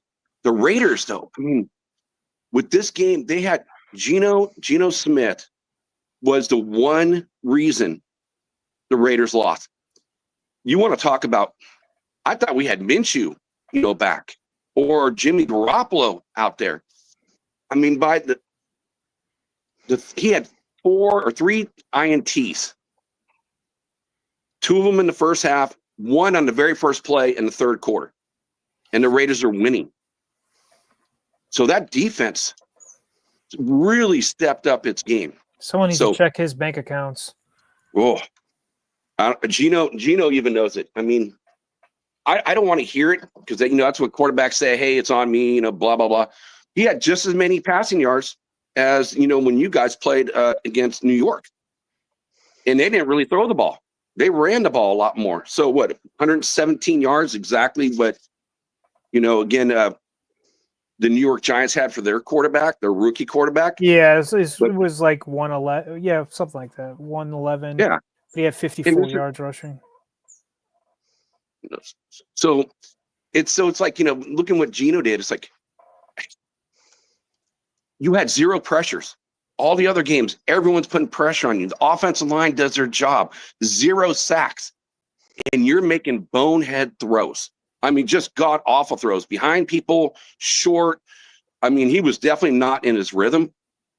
And I don't get it. So usually Geno, when in a dome, he plays really well. You look at the 2 games that he's had. I gotta open it up. Hold on, Nav. Jack, you lose me when you say Geno on the same planet as Minshew. Well, it's just the way. So this is where I'm going to say to that, Nav. The 2 games at home, which normally plays good in a dome, he's had 6 INTs and 2 home games. 6. You're not going to win many games when you're turning the ball over on that type of rate. So Nav, that's where I'm getting with the Jimmy G and the Minshew piece was right there. Now, but again, with doing the flip on that, the defense, again, you're giving up that many turnovers. Max Crosby was absolutely, and the whole defense for that matter, was pretty much on fire. One of Max's best games I've ever seen him play. And he even got robbed of a sack too. So he had 5 tackles, 3 tackles for loss, 2 pass breakup, 2 QB hits, 1 forced fumble, and 1 INT. Damn. And he actually should have had a sack too, which I don't understand. If the quarterback gets hit behind the line of scrimmage, that should be a sack. The statisticians didn't give him that because they said, "Oh, he fumbled the ball on his own. He fell on it." Well, I don't care. He falls on the ball. You get touched. 1 finger. You're behind the line of scrimmage. That should be a sack. So he didn't get credit for that. But the defense, I mean, they had, again, 0 pressure or 0 sacks, 3 pressures from the Raiders offensive line. The Raiders defensive front had 25 pressures. So 40% of the time, they were putting a pressure on Caleb Williams. So it's like you have to play outstanding in order to overcome 3 turnovers. And there was a 4th turnover, and that was on Aston Genty. So when he got towards the goal line, he fumbled the ball. You know, that was the one hiccup for him. But as a whole, finally, the offensive line did their job in pass protection and run blocking. Aston Genty, had 21 carries, 138 yards for a 6.6 average, 1 touchdown. Then to add on top of that, which is an amazing stat in itself, probably the rookie of the week in my mind. You add on there 2 more catches for 17 yards and 2 more touchdowns. So he had 3 touchdowns in that game. So it was the Aston Genty coming out party. It was like the thing that we've been looking for so this whole season from the Raiders is to get him rolling. And finally the offensive line did their job. So you would think, hey, you hearing all these stats. Again, you take away, if you were to minus the Geno interceptions, if I didn't even bring them up and I started just talking about this, it sounds like it should be a blowout. But because of the turnovers, it just kept the Bears right there. And with Genty doing what he did, the first time a rookie Raider player, the last person that did it was 1987 in the way of Bo Jackson. And he also joins a very few people that have done 3 touchdowns in one game, Bo, Marcus Allen, Raymond Chester. Wow. So great, players to be around in the way of that category. Jack, I will say I did notice something different about Genty this game. Do you know what I'm getting at? Are you talking about his stance? Yeah. Yeah, he did. He went back to his old college stance. Well, I think it's probably the running back coach or the OC was like, fine, just go back to how you did it because it's obviously it wasn't working how we had you. Mind you guys, he's only 5'8", right? So him probably standing tall probably gives him a better perception of what he's looking at, right? So, they let him go back or he said, screw it, I'm just going to stand the way I was. And you guys had success from it. So why not, man? Well, you're right. He is short. So it probably does help him scan the field. But I mean, it's only an inch or 2 anyways. So, I mean, I just can't imagine it. I just think he just said, F it. I mean, think about it. Put your hands on your knees, right? Kind of slouch over and then stand straight up. You're going right back up. But, they were I remember people were knocking him for standing straight up. And I'm like, why? I don't. It doesn't make sense to me. It doesn't either way, right? I agree with that. If he feels more natural with it, and if I can get this type of production out of him, stand straight up all you want, man. Do it. Like every time I panned over to your guys' game, it was like Genty doing something, making a play. It was as a football fan, not just a Chargers guy, it was pretty refreshing to see because it was like, Richie's, it was JK doing something, it was Genty, it was Hampton with my guy. I don't think the Chiefs have anything going for their running game, so whatever. What's up, Willie Wayne? Yeah. But I will say also, your guys' defense is really helping out, really become a strong suit in that game. I don't want to harp on Geno, because that's kind of it would be another dick move, right? But I mean, Geno's obviously not helping you guys. And I know that Nav did say, it takes time for them to jive together, but this, some of the stuff he's doing is just kind of like rookie dumpster fire stuff. Those interceptions, man, 3 of them, And what makes it even funnier is that 2 of the interceptions were exactly the same play and exactly the same outcome and exactly the same defensive player who intercepted them. Is it him or is it the receivers? Did you guys listen to any pressers? Were the routes off? Were they not? Were they supposed to be or was it him? That's what I want to know. It was Geno on this one. I give the blame to Geno on all of them. I mean, it did not look good. It looked bad. It wasn't like close. I mean, were they like I too can't bad? Were you throwing it right to the guy or behind him on the ground? It's like he just did not look good at all. It's like I'm going back to the old quarterbacks, and it's like I did not expect Geno to play this way. It's like I think he wanted to be like, the New England game where he forced the ball and we actually got it in there. We'd squeak it in there one way or another. Yeah. But we saw that doesn't always work. Like when we played your team, again, that didn't work. So it's like take some of the underneath stuff, and we tried to do the same thing at Washington. And I think this game we actually had to go to the underneath passes, just for the simple fact that Geno couldn't throw anything deep. I mean, we talked to flash in the pan, like Trey Tucker last week had like 145 yards. Yeah. I don't think he even got a single catch, if I'm correct. Any given in this Sunday, game. it's as a person who plays fantasy football, it's infuriating when you go and rush to grab a guy like Trey Tucker, and then you play him the next week, and it's like all zeros. I think like with the Raiders with Geno, it's like he's your best option. He's just the guy that you're just gonna have to ride with all season. You know what I mean? Like, and just hold on let on him- that. Hold on that. So here's my question for that. This is a chicken and egg, cart and horse question. We Okay. found out that the chicken did come first, by the way. That just came. Interesting. Yeah, that just came Breaking out. news. Okay, cool. Awesome. Okay, fantastic. Well, I mean, I think depending on your worldview, that would actually align. So yes, I think that's a fair outlook on life. But I think you need to look at Geno Smith and maybe look at him through a slightly different lens.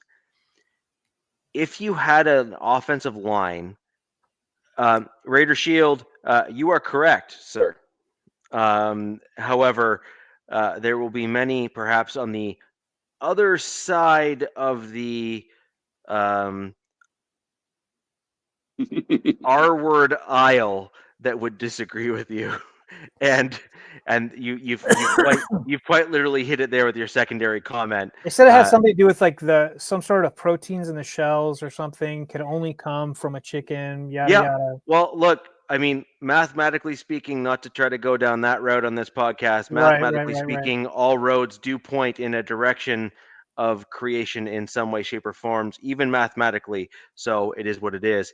So anywho, as we move forward back to football, Jack, with regards to kind of what your comment was on Geno and kind of he's thrown picks and he's not doing as well as we wanted him to, and this, that, and the other. I would caution you a little bit on that, just because when you have an offensive line that is better suited for the scheme that you're trying to run, and frankly is just better overall, just like as a general statement, you can make a quarterback that looks subpar look awesome. Like you can have a crappy quarterback look quite good if they have an elite offensive line in front of them. Geno Smith is used to having a subpar offensive line in front of him and playing quite well. But right now, the Raiders' offensive line is not doing him any favors. And I think that if you were to invest, whether it be a combination of draft capital and perhaps even off-season acquisitions in combination to overhaul and revamp your offensive line to better fit the scheme that you're running as an offense, I believe honestly and truly that you would literally see a completely different version of Geno Smith, and one where you would probably want to keep as a quarterback, even midterm, maybe not long term, because he is starting to get older, not old, but older, but certainly midterm as a Raiders fan, because getting yourself to a point where you need nothing else other than a quarterback is a great position to be in. Well, I can't argue with that. What's surprising, though, it's like the Raiders' offensive line played their best two games, this last game and their very first game. And what was the difference between it was we had a guy named JPJ playing at right guard. Yeah. I mean, he looked fantastic. And on the interceptions, he's the one who's making the tackles. He got 2 tackles in the game. I saw that. And he like mollywopped that dude too. He did well, but JPJ is that guy with the mental mindset that I was Yeah. talking about earlier in the show. Right. And Raider Shield, that's fantastic. I will have to say then you probably either A, weren't listening to the earlier parts of the show, or B, maybe just joined us later. So go back and rewatch, and you'll probably agree with me more. JPJ's got that like psycho, like he sniffed glue a little bit too much in school. You know what I mean? He made it just enough to get through, and now he's out there and he can legally hit somebody, and he's enjoying every minute of it. Absolutely. But with the whole thing, and I will say this, when you have a running game, the way they had a running game, and again, 0 sacks, only 3 pressures. That should have been a game where Geno should have thrived in because everything is already set up for him. So, but to have that type of performance, you just can't do it. You're not going to win many games if your quarterback you got all the stuff working for you and you're turning the ball over like that. But it was pretty amazing. It's like the Raiders, their game was almost perfect. The way the defense stepped up. I mean, when you give the ball 3 times, in one half and on the first play in the third quarter, and you're still winning the game, that shouldn't be if you're getting the ball that many times. What did you think of like Caleb? What did you think of the Bears against you guys? I don't think they're all that good, to be honest with you. I was a little surprised. I thought their offensive line would have been a little bit better, right? Because I know they invested heavy. They got Joe They Tooney from did. Kansas City, and I forgot who the other offensive lineman that they paid big bucks for too at the other guard. They were big spenders, man. I was expecting a little bit more from their offensive line. The Duze kid, I liked him. That wide receiver, he was pretty impressive. He's good. But yeah, Jack, this is exactly what I was just saying earlier, though. So you were, I don't think if you were on the show yet as a host, Jack, but you were definitely in our audience when the draft of Williams took place last year, because he was in the same draft class as Bo Nix, right? So the point there is I actually stated that I believed that Williams was going to be a draft bust.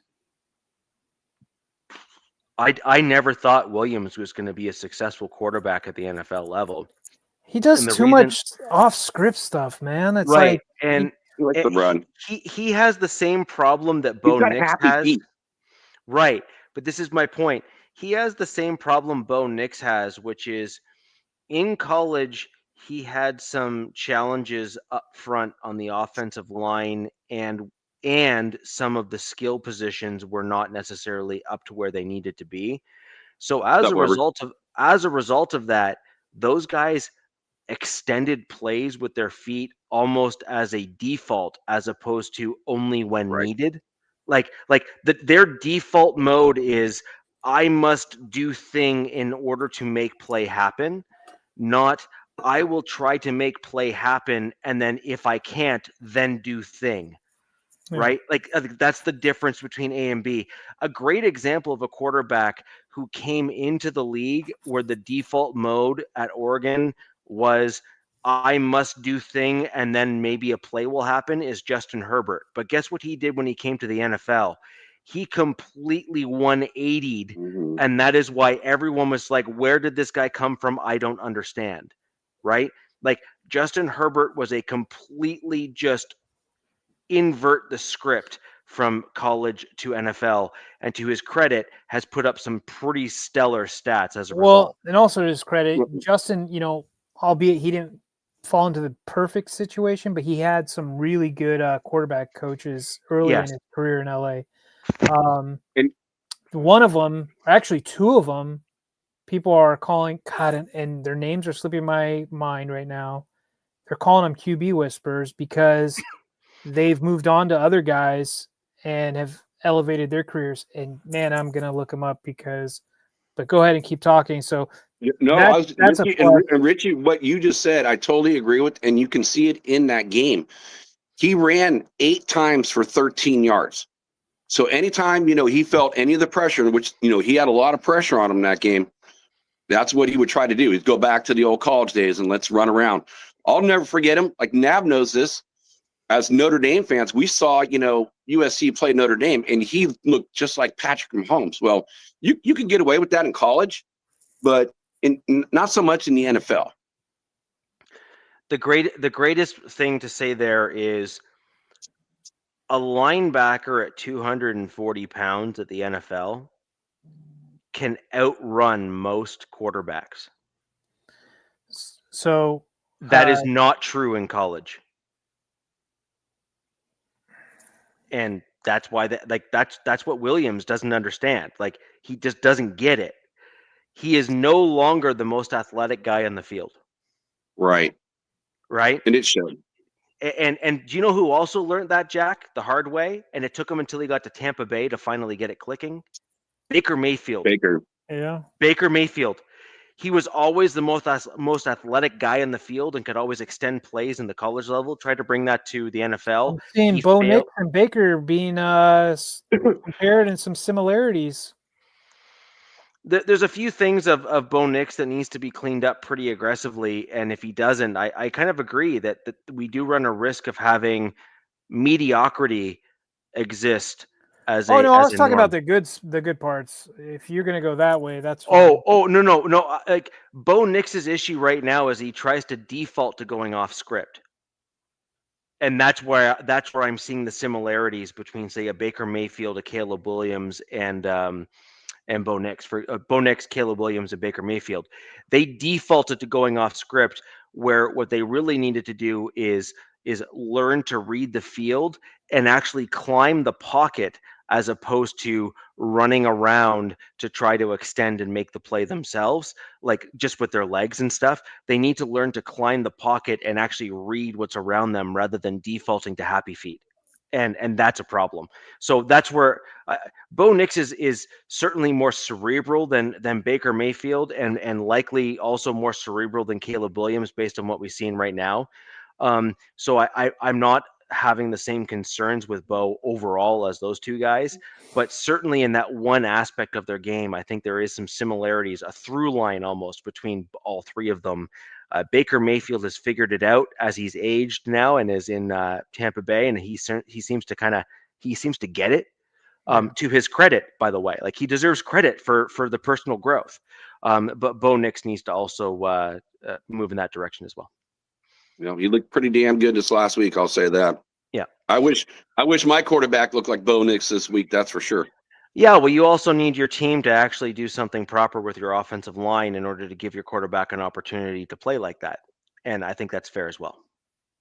Yeah. And it's like, and again, it's like, what we were talking about earlier, like, you can have a guy that's a, tactician, again, I look at Meredith. I mean, it's not making sense. It's not working out. He's not playing well. He's getting pushed around. I don't think he's making the right calls, the right reads. I mean, granted, he's a brand new guy for this position. He's not a center. They just converted him to center because they go, oh, you're light in the ass. So we'll give you bigger guys around you to help you out, which I don't know. For me, I would have thought, we had him last year when you got JPJ at center at like 320 pounds, Colt Miller at like 315 at 6'8". And you smash him there on the left side, yeah, then you can be more technical, and you're not going to get pushed around as much. Yeah, light in the ass means it's going to bounce on the grass. Right. Right? Like, it just is what it exactly is, man. What's happening.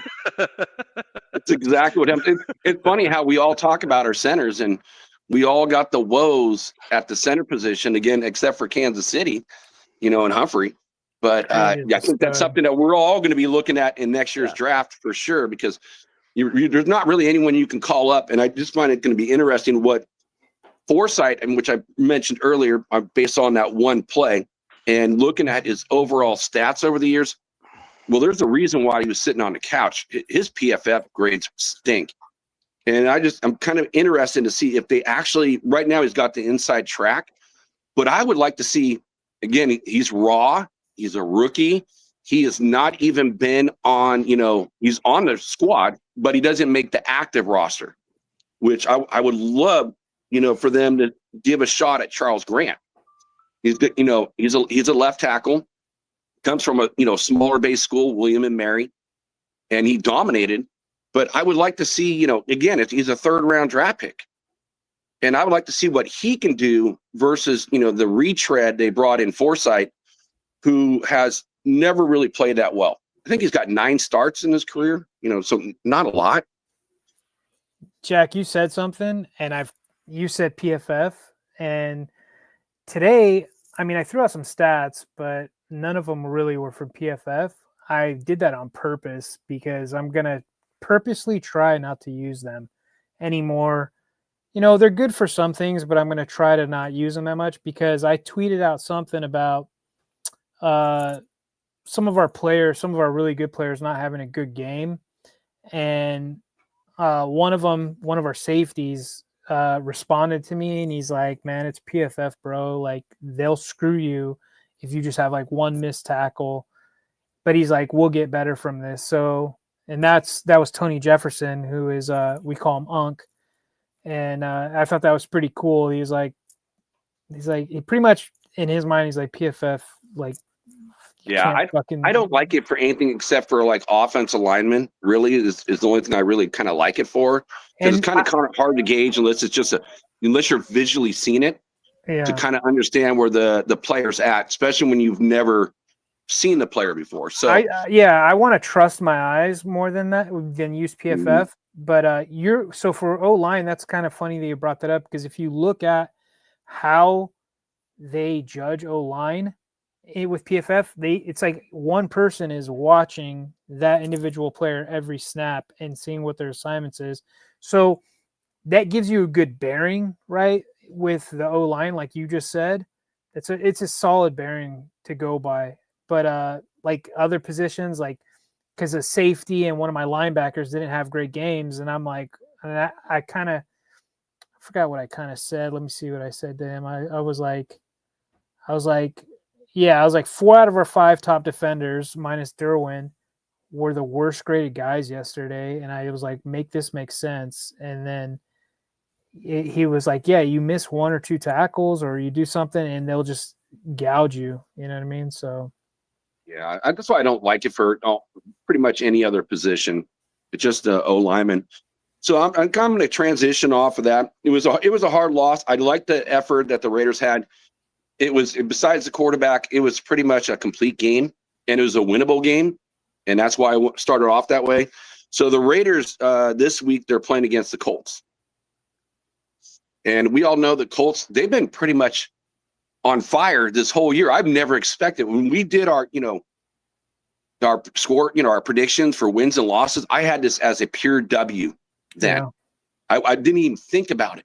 It wasn't even a second thought. But the way the Colts are playing, they're putting up 30.8 points per game. They're like one of the highest scoring teams in the league.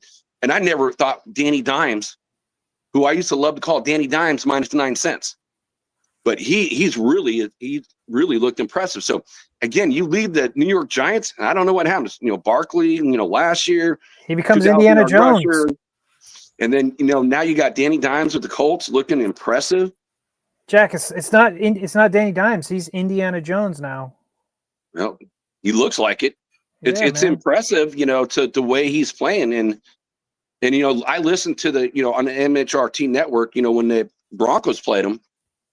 And it's like the Colts, they look good. I mean, they sounded good, even from, Broncos fans. So I got to put this one, and right now the Colts are a 7-point favorite.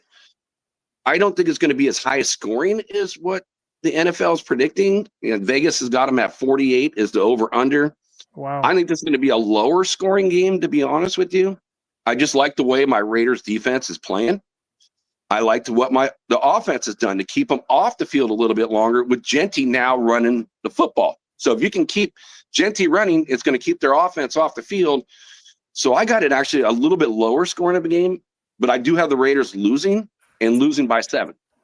I got it 17-24 Colts. That's what I got for this game. I think it's a competitive game. I think that spread is pretty crazy, but I mean, considering who they played. If I was going to bet on, I would take the spread. I would take the 7 points and, take the Raiders. But again, now we're going, cross country. Seems like We go across country, New England, back to Las Vegas. Then we go, Commanders, going cross country. Now we're going for the Colts cross country. So yeah, I just don't see it. It's like the Raiders don't do well when you have to travel that far, and the Colts are doing that well. They had a loss last week against the Rams, but the Rams are a good, solid team as Rams, well. So I got Rams like NFC Championship. That's how good I think they are. Richie, you're on mute, buddy. 0701. Oh, so he was on mute. Yeah, with your game, I kind of like. I don't know. That's too high. It's in Indianapolis, right? Yeah. Yeah, so that's an issue. Indianapolis is tough to play in. I think you guys cover the spread. I think so. I think it's close. I didn't really have a score for you guys. You said the over-under was like over 48? 48. Damn. Yeah, I thought that was kind of high.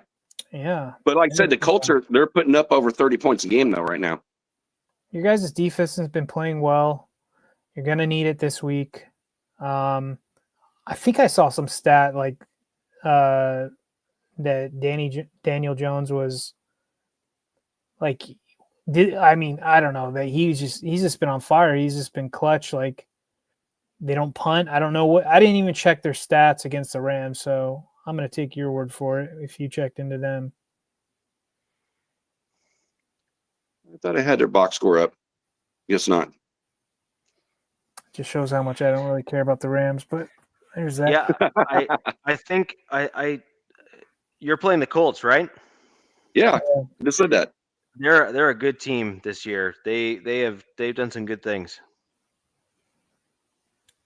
So you're not predicting them to win, right, Jack? I mean, no, you're not I got them. I got them losing. Colts 24, Raiders 17.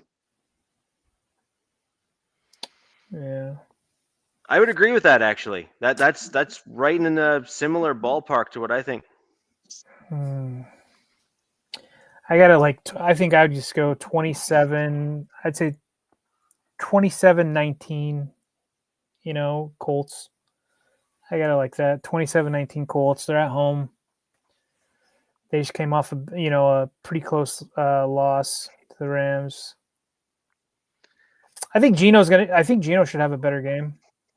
Well, you can't get much worse. So, yeah. Well, yeah, you can if it does. It was funny though. Everyone in Raider Nation was like, "Hey, bring Pickett up." I mean, it got to be that bad, and it looked that sad. And we know, and all Raider fans know that Pickett is not as good as Gino, but it was just that bad. And we know that we're stuck. We're stuck this year, and just hopefully he turns it around. I actually think, again, going back to the previous conversation, Jack, I think what you really need to do is you need to try to see if you can find a gem on a practice squad to fill in on your offensive line that is better than some of the guys you currently have. Sign them to your 53, and hopefully that addresses some of the concerns that you have with Gino, because I don't actually think the problem is Gino. I think Gino is the issue, but only because the offensive line is not allowing him to do what he needs to do in terms of letting plays develop or even work the way that they're actually designed. I think Gino has got his warts, don't get me wrong, okay? He's not a perfect quarterback by any means, but he is used to having a subpar offensive line, and frankly, last year had a subpar offensive line and still produced some pretty solid results.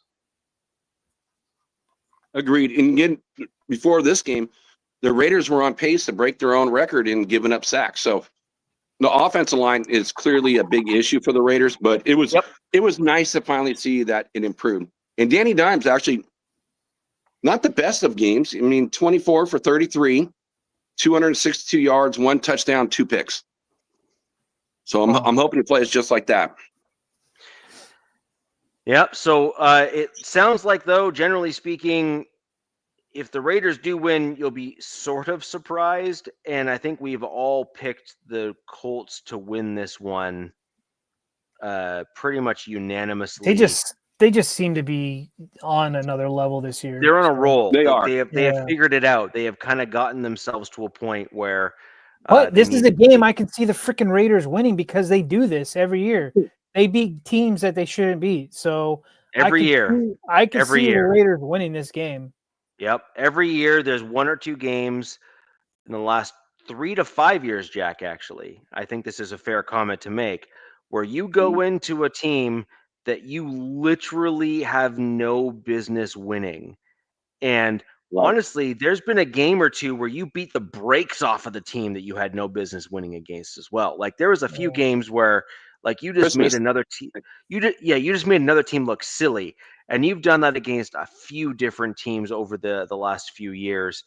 I'll be honest, I was expecting a little bit more polish in terms of looking ahead to the offensive line and stuff. But again, Carroll is coaching your offensive line. And Pete Carroll has been known for putting out subpar offensive lines over the course of his career through Seattle and everything as well. So I guess the point is, why would you accept? Yeah, genetics. Like it's a genetic defect in the Carroll bloodline, right? They just can't figure out how to do offensive linemen. So anyway, I think we've unanimously agreed that the Colts are likely going to beat the Raiders. We will wait and see what happens, but I do agree. If the Raiders pull out a win here, I'm not going to come on and be all shock and awe, right? Like this is certainly one of those games where this could be the one, right? So anyways, we will move on, DZ, to your game. Well, we've got the 2-2 commies coming home to LA, the Commanders, coming to SoFi. Looks like Jaden Daniels will be making his return. He's had a 2-week absence due to his knee. Also, doesn't look like Noah Brown or Terry McLaurin, Scary Terry, have practiced or will be available. And so you can thank the Raiders for that one.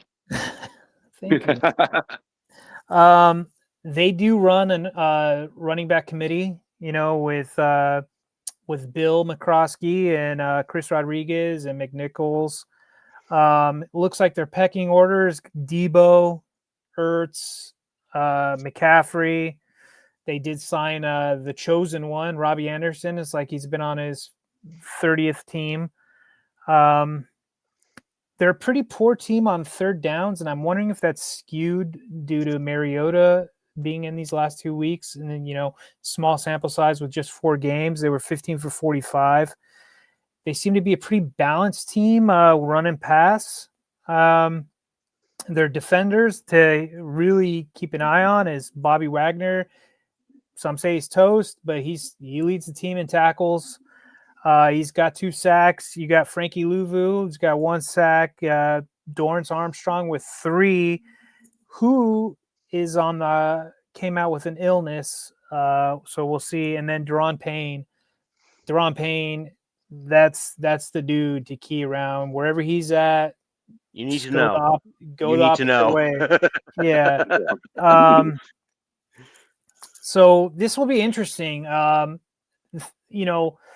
The Chargers need to go into this with a plan at O-line. Like, hey, you are going to be that guy this week. And whether that, we mentioned at the start of the show, whether that's Jamari Sawyer playing left tackle, like, hey, dude, this is you. Like, this is our game plan for this week. I'd like to see the run game get going, run Marion Hampton to the edges, especially on this team, run them, to the perimeters. That seems to be the strong suit with him. The Washington Commanders defensive rankings through 4 weeks is overall is 24th. They have a success rate allowed is 12th. Their EPA per play drop back allowed is 28th. So they're a defense you can get. Now, that being said, Justin's got to have time to throw the damn ball. So I'd like to see, I think the quick passing game kind of gets going this week with tight ends. Conklin's been abysmal these last couple of weeks, which is disappointing to say. Gaston, the rookie, they tried to get him going against the Giants.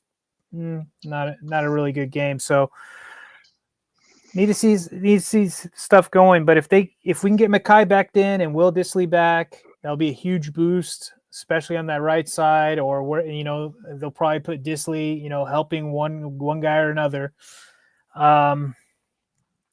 But this needs to be a get right game, especially with the trend of the Broncos and Chiefs seeming to catch stride and getting better.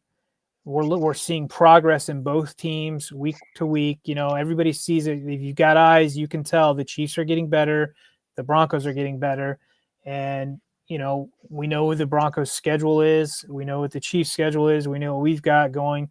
We have some winnable games coming up. It's just this damn O-line. That being said, I'm still picking my boys. I think they'll figure it out this week. Another concern is pass rush, man. The thing I love about Jaden is he's cool, calm, and collected, man. So we could throw pass rush all we want at him. Whether it gets there, who knows? He can dice you up. And they're very creative with their play calling as well. So Minter, our defensive coordinator, is going to have to be he's got to call a hell of a game. And we're going to need a better play from our middle linebacker, Deion Henley, who I've mentioned last week. He lost 17 pounds. So hopefully he's gained some of that weight back, good weight, healthy weight. But I like our defense. They're fourth in the league. Broncos are second in scoring. I've got it around – got two scores. I got 23-16. I've got 24-21. I've got it being pretty close. We're a coin flip game, 3.5 point favorite. I haven't checked tonight. It could have changed. But I think it's going to be a close game. But I see us taking it. I could see us taking it. I said that last week. That bit me in the ass, but we'll see. But I agree with all your takes on there. The one thing that's going to be really fascinating, again, with Morrow Hampton rushing now, again, they're running backs, which I don't really know who they are, and I saw them play. I think they're ranked number 2, so it'll be interesting. Your Chargers, I think they're ranked number 3. Yes, the rookie. The rookie's amazing. The dude's insane. Are you talking about Bill McCroskey? No, the running back Commanders. Yeah, that's their main guy, and then you have Chris Rodriguez. Yes. Yeah, McNichols. The was it Krosky Merritt or something like that? I say Bill because his name is Bill, but his full name, it's people don't want to deal with that. So yeah, he's really good. He's a gem. He was good enough in the preseason for them to say see you later to Brian Robinson.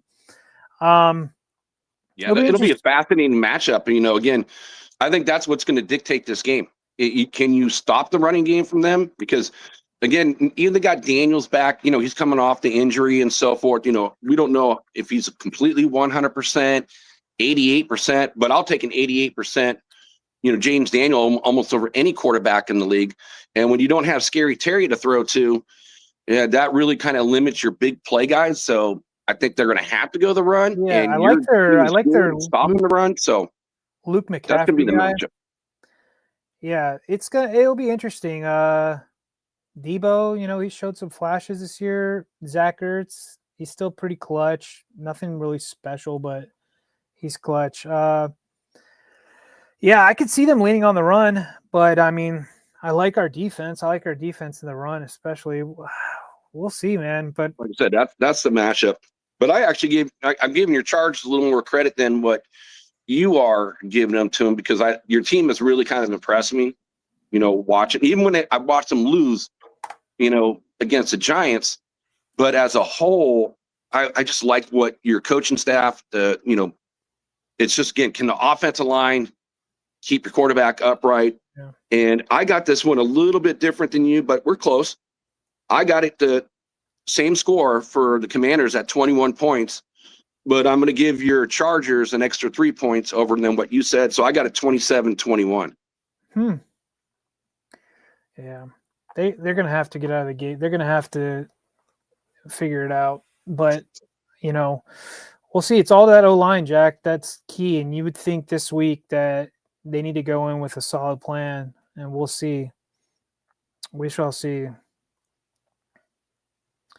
Seems like Richie's still doing his call stuff, but No, I'm here. okay. So we're obviously playing the Eagles. Oh, what's your score For the Eagles? for the Chargers? Or No, for the Chargers? The Chargers. You haven't the given Chargers yet. I have winning. I believe the Chargers are going to be 24. I think the offensive line is going to bring down the score of the game. I think the Chargers are going to be able to run the ball, but I think the actual offensive line is going to be a bit of a struggle for them to like it's basically the anchor right now on the team, right? Like like we know that the Chargers are a very good team.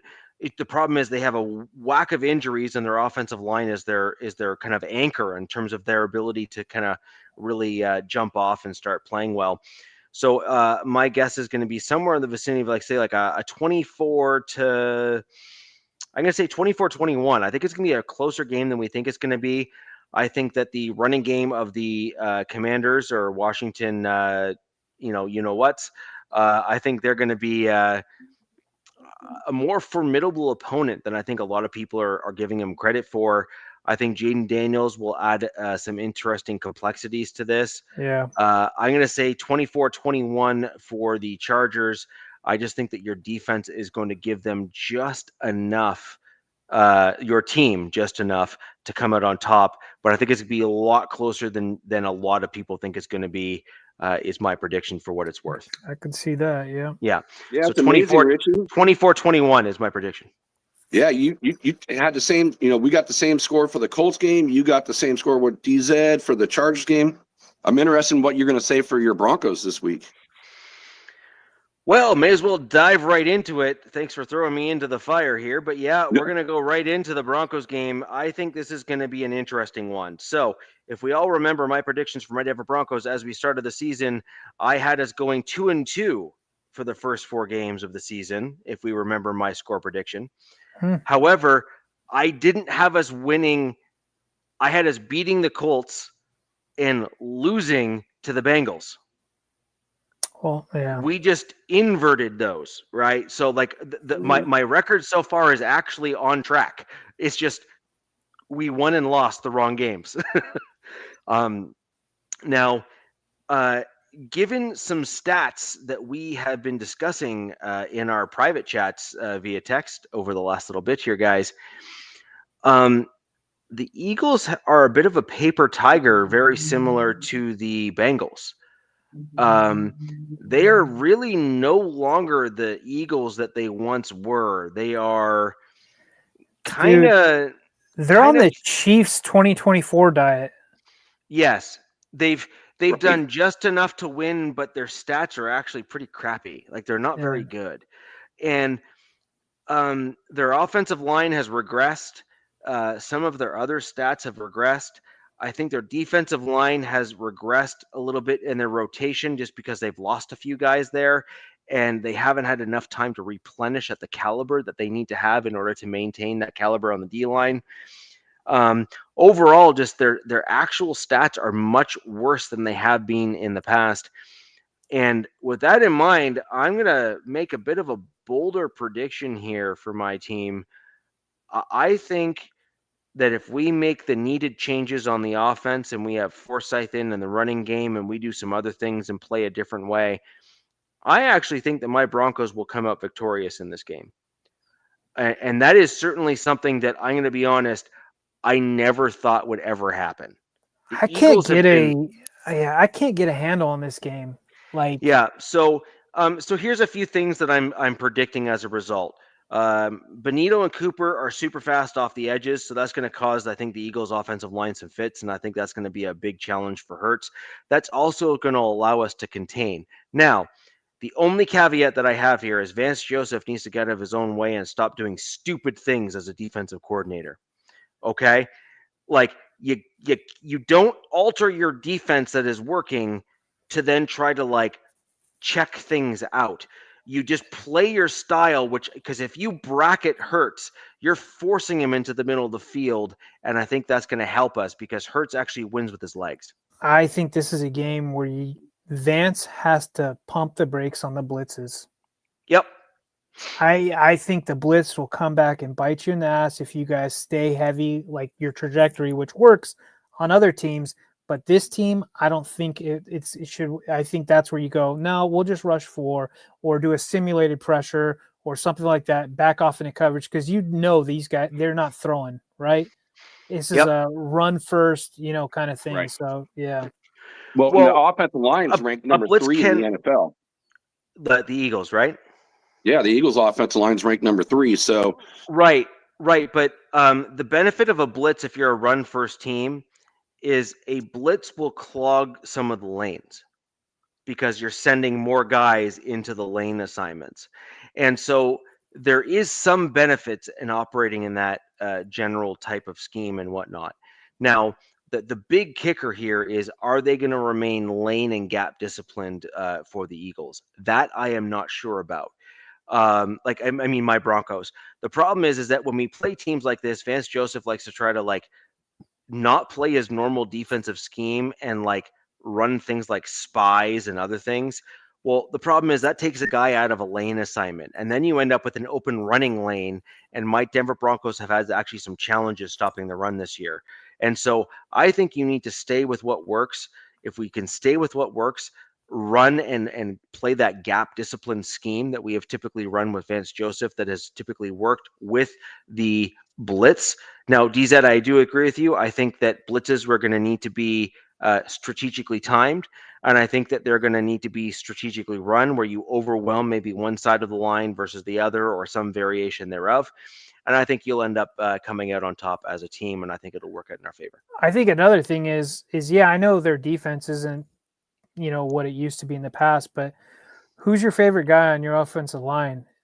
Wattenberg. I think Wattenberg's got his hands full with the interior of their D line. Well, my hope is Wattenberg doesn't play. Now, look, just leave him in Denver. Leave him in Denver. He'd be like, just give him the wrong call. Like, hey man, we're leaving on the, we're meeting the plane at this time, the bus for the plane this time, and oh shit, where's Wattenberg? Like I want to see a Home Alone moment with Wattenberg.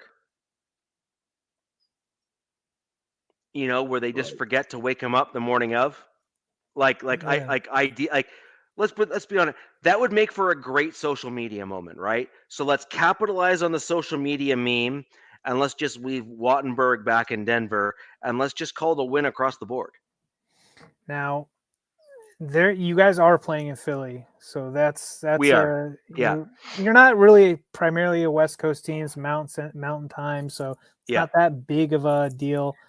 Going back to my game real quick, the Commanders are coming out early, so they're going to be practicing in the Coliseum, so they're already going to be acclimated, so that could be a plus for them, whatever. But you guys going to the East Coast, it's an early game, it's a 1:00 game in Philly. Whew.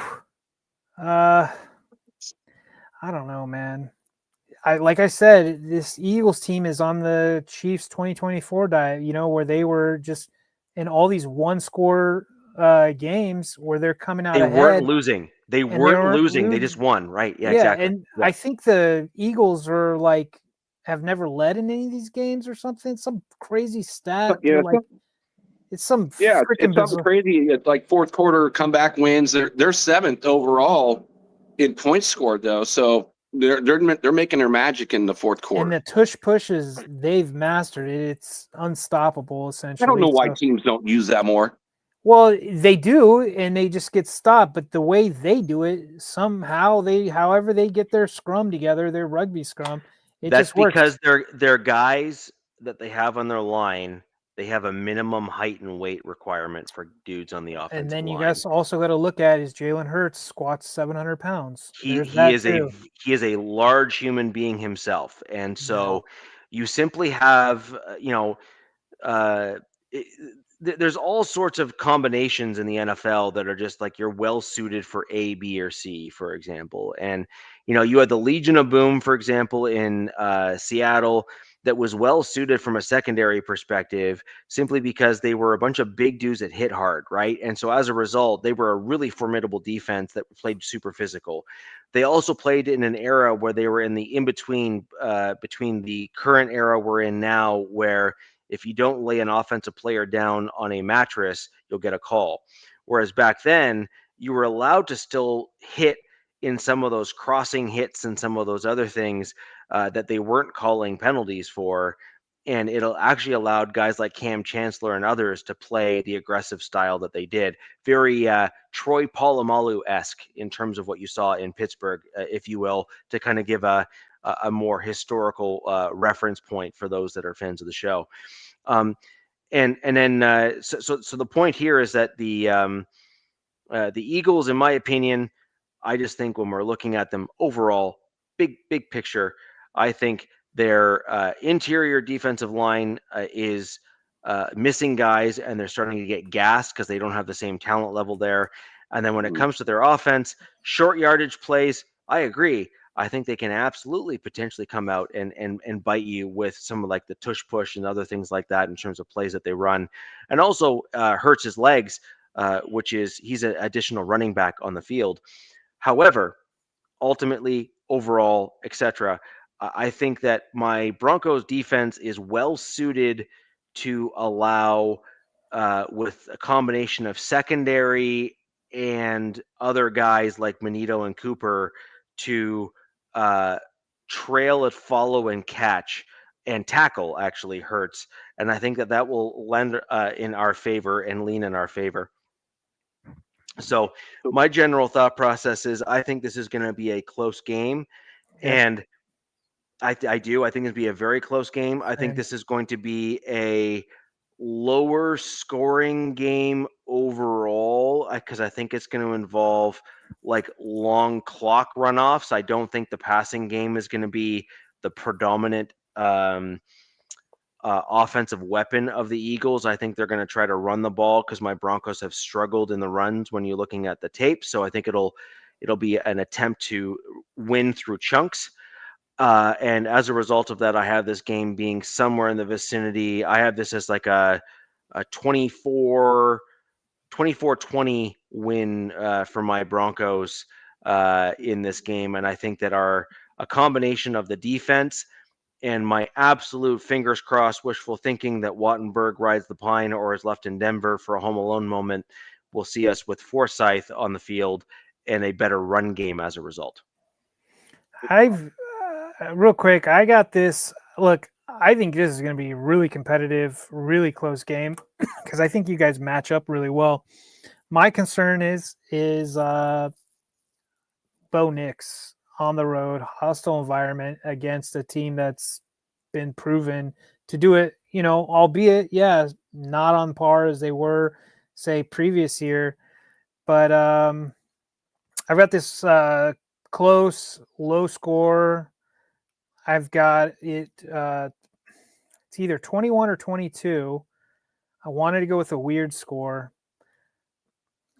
Screw it. I'll go with a weird score. I think it's 22-17 Eagles. I think they go to 5-0.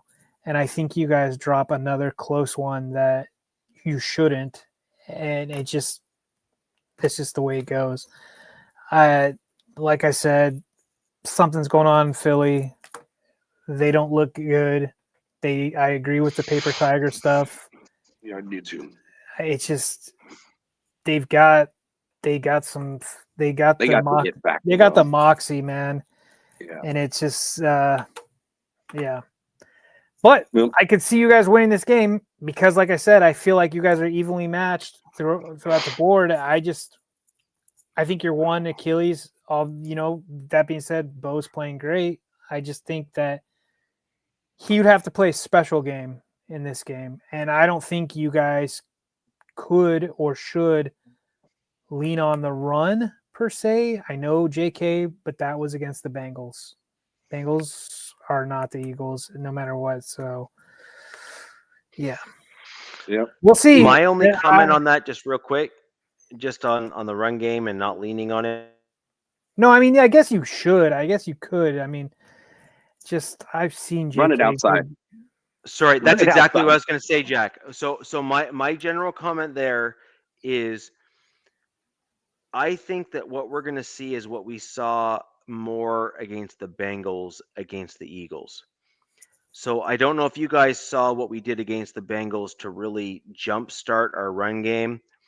We saw Palczewski, who is a guy you've heard me mention a few times on the show. Yep. Love the player. He's a spectacular lineman, a steal as a UDFA Is for he your my team. swing tackle?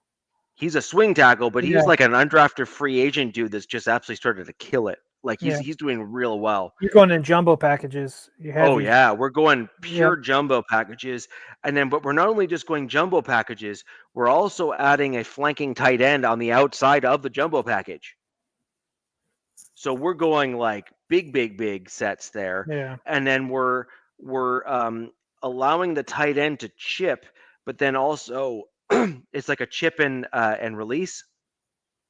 And so not only are we running out of that set, but we're also passing to the tight end in various route trees out of that set as well and that look. And so what it's allowing us to do as a team is run when we wish to run the ball, like truly run when we wish to run the ball.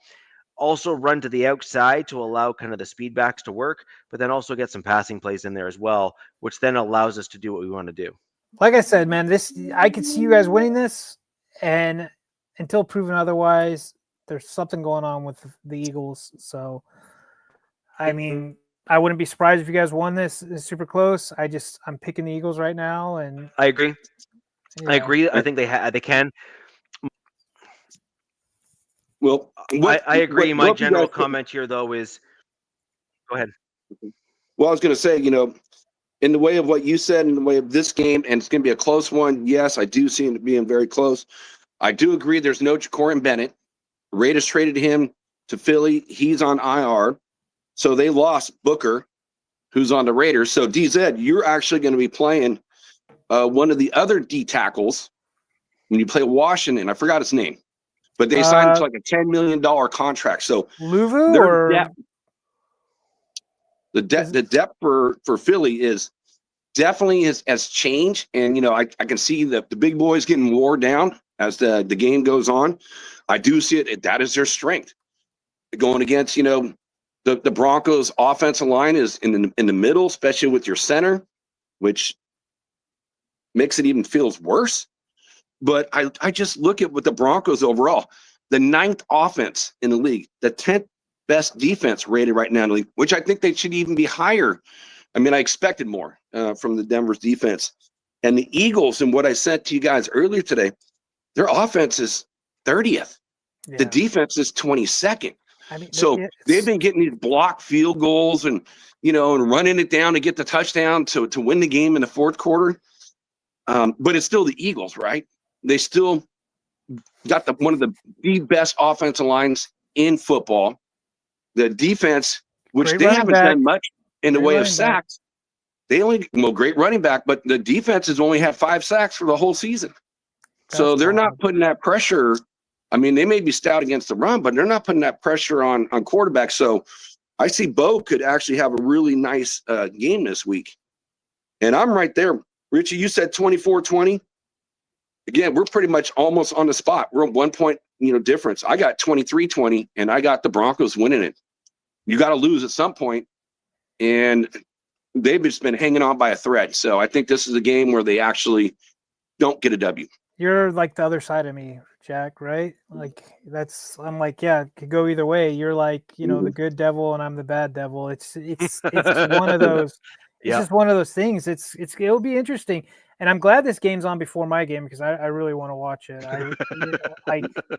I want to see how it matches up. I think it'll be a good game. Right. Awesome. Well, guys, we've been on for a while. We want to let everyone go and thank you for watching the show tonight. We are going to have some interesting games to discuss coming up, obviously, with what we just broke down on the show for you this evening. We're going to go into an in-depth recap next week of our Week 5 games collectively, who will end up being on top of the AFC West, because this is definitely still a division up for grabs, or as the Chargers kind of went out ahead early, but we are now certainly getting to a point where we can start getting some reshuffling We depending lost on what one happens. game. The sky is falling. Well, I'm not saying the sky's falling. I'm certainly saying that something's going on. Yeah. that there is definitely some realism that could well take effect. You can only lose so many guys for so long without having an impact, right? No, that's true. So, anyways, as we look ahead, we will go into a more in-depth look at our teams, where we're at, what we need to do to continue winning or losing, depending on what fan base you are with and cheering for. Ladies and gentlemen, thank you for joining. We will see you next week on the Wild Wild West podcast. If you are joining us after the fact, click that thumbs up, leave a comment down below. For those that do join us live, please do the same. It helps us reach other fans just like you. And until next time, where the West Side is the best side. Fast lane when I pass in the street, bag of money in the passenger seat. Tempo's been asking for me on the road from the west to the east. Way up, I might never come down, cause the coast's racking up the flame out. So high, I might never come down, so what, this is my lifestyle. Wait a minute,